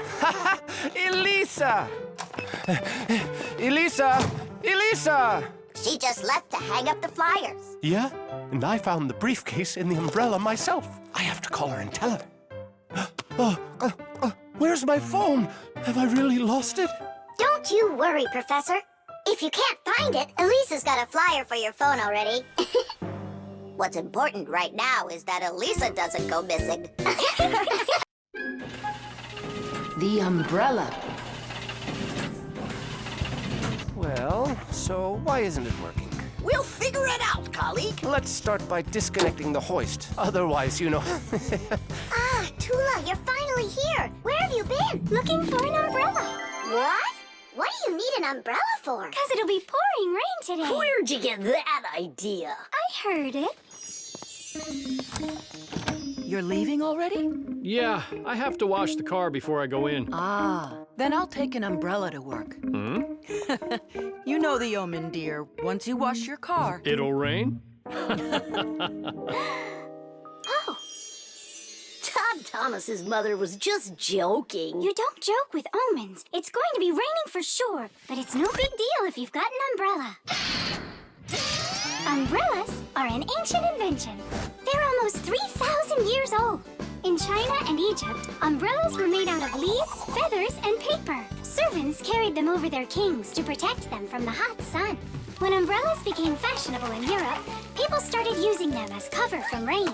The most convenient are folding umbrellas. Their design is simple. The edge of the fabric is attached to ribs. When you open an umbrella, the ribs spread out in all directions and stretch the fabric over your head. Automatic umbrellas can open very quickly. Just press the button and it pops right open, keeping your clothes dry as if there was no rain at all. An unopened umbrella can be used as a cane. And if the umbrella's handle is also collapsible, then it can be stored in a bag when it isn't needed. Well, the contacts are normal. And all of the wires are in place. Then what's the problem? I don't know. We're gonna have to test it. Tula, umbrella. Put away your umbrella. But the omen calls for rain. Ah, one omen doesn't count. Manipulator, get me a screwdriver. Understood. Executing. Oh, the manipulator's joints are creaking. See? That's an omen of rain, too. It's an omen that it's time for a little oil. Want to help me? Just a sec. I'll help you.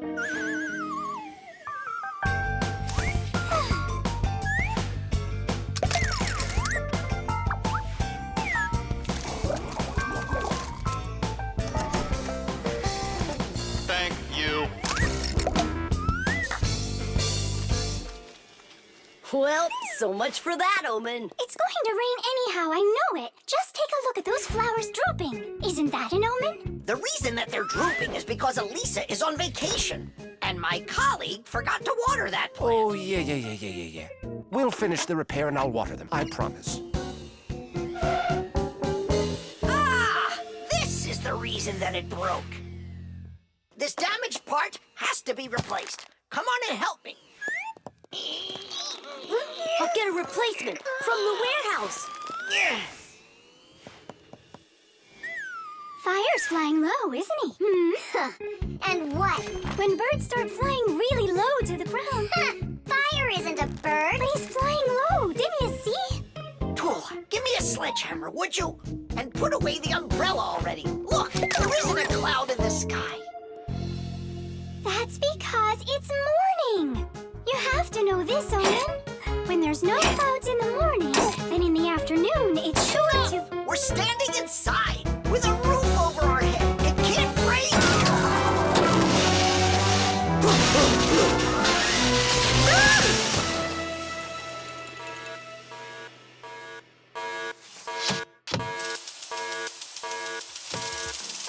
Look, it's raining. You see? I told you so, and you didn't believe me.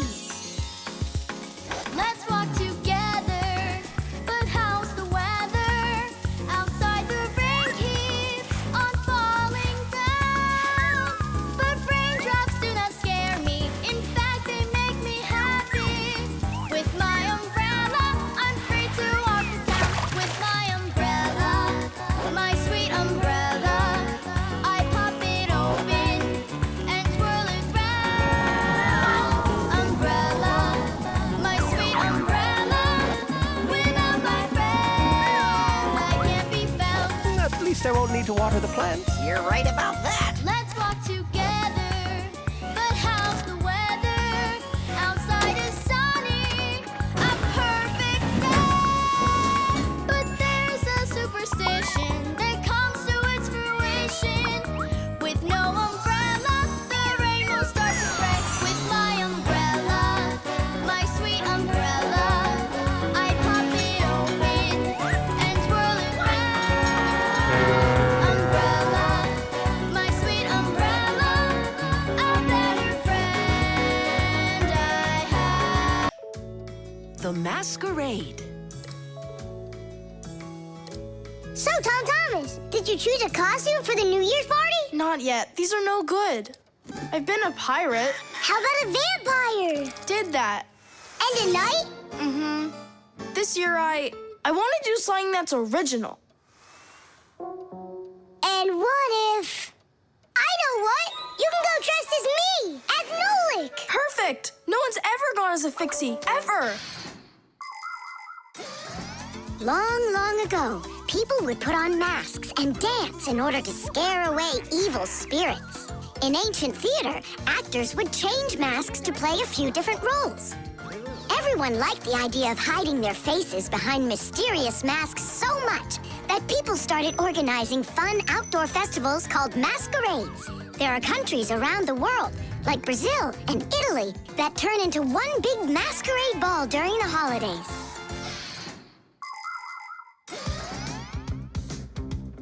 Hey there, what are you making? A costume for a masquerade! Can you guess who I'm going as? Yeah, but why does it have to be Nolik? 'Cause I came up with it. Fire'd be a much cooler costume. That's not true. Stop arguing. I can go dressed up as you and you. Now we're talking. Smart Fixies wear glasses. Your glasses are too small to even fit on his finger. They don't make glasses just like yours. What a cute Fixie. Splendid. Not bad. Only if I were you, I'd add a backpack to your costume. Any Fixie who's fashionable is wearing it. And maybe add my curls to it, please? If you don't, then our feelings will be hurt.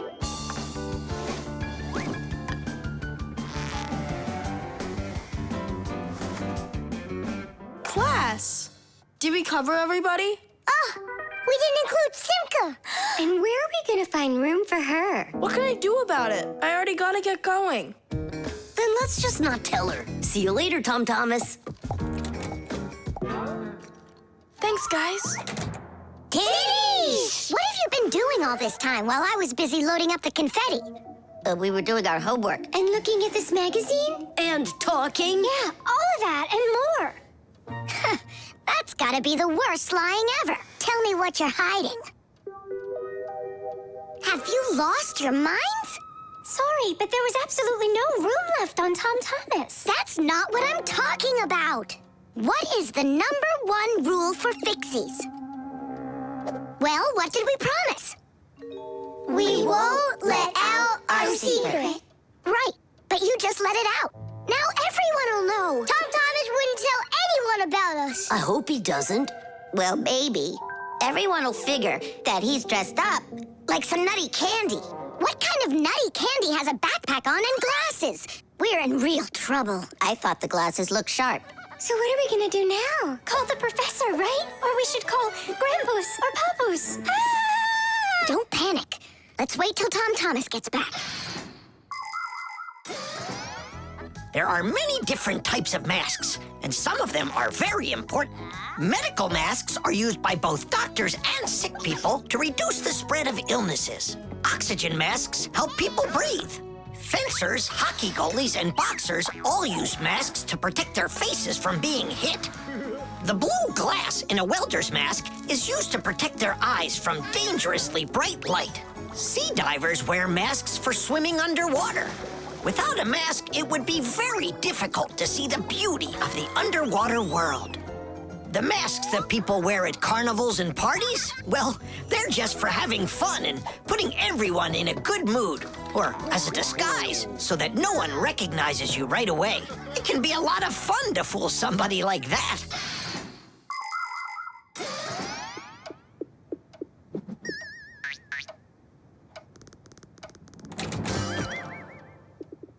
So how was it? It was great. They had a contest for costumes, and I won. Hooray, that's all. Say bye to us.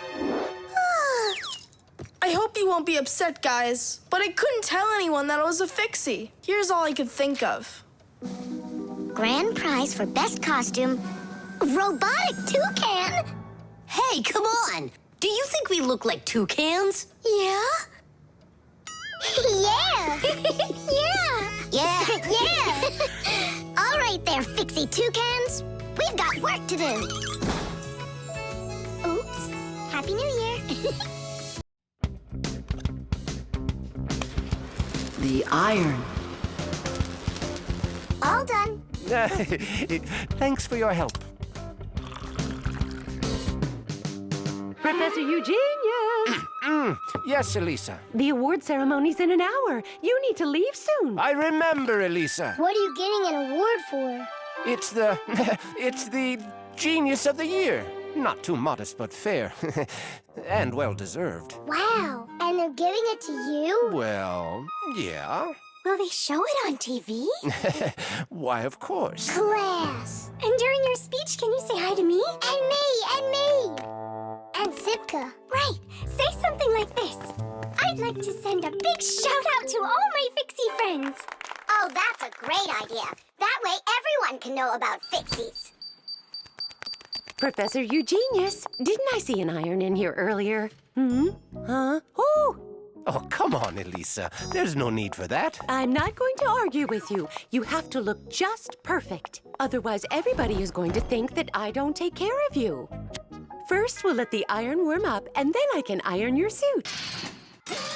The most essential part of an electric iron is called the heating coil. It's hidden inside the iron sole plate. When the iron is plugged into an electrical outlet, the coil gets hot and heats up the sole. People use a hot iron to remove the wrinkles from their clothing. Irons also have a water container. When the water gets hot, it turns into steam. The steam comes out through the holes in the iron sole, making it even easier to remove wrinkles. Wow, that sure is hot. All that's left to do is pour some water into it. Professor, this is water, right? Yeah, it's water. That isn't water. No, wait. It's not water. It's not water. Then what is it? Well, it's, juice. Juice? Yeah, juice. Oh no, the poor iron won't last. Phew, and it smells like crud. I broke the iron. It's awful. No, Elisa. Don't be so upset. Don't be so upset. It's the Genius of the Year ceremony, and you'll be in a wrinkled suit in front of the whole country. Oh, I won't survive. Elisa, hang in there. Be careful. Elisa. Elisa. Professor, you're genius. Are you all right? Couldn't be any better. We're gonna go fix that iron for you. And while we're doing that, you go fix Elisa. That would be great. Look over there. I'll fix the contact. You and Nolik can scrape that burnt juice off the iron.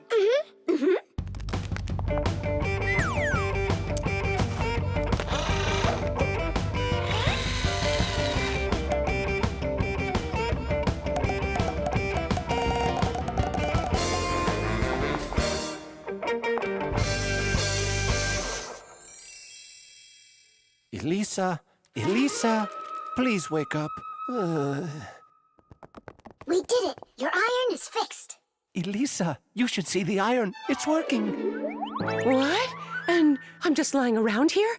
I have to hurry. Where's the iron and your suit? Wrinkled clothing is not very beautiful. And that's why, since ancient times, people have been trying to find different ways to get rid of wrinkles. For example, long ago, people would put their wrinkled clothing under a heavy, flat rock. In ancient Rome, people used to beat their crinkled garments with a metal hammer.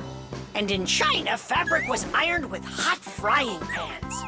Irons with a shape like what is used today appeared during the Middle Ages. They were made out of cast iron and needed to be heated up on a stove before they could be used. Later, people came up with irons that were heated by putting hot coals inside.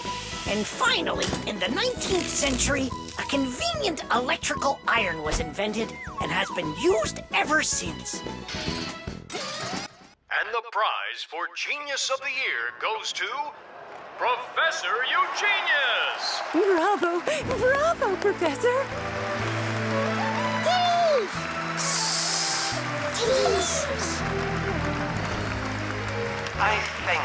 I give my sincerest thanks to you. And may I take this opportunity to send my greetings to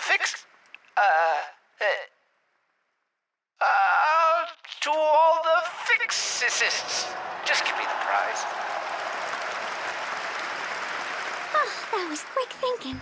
Brilliant! He is just astounding. Perfection from head to toe. Well, practically perfect.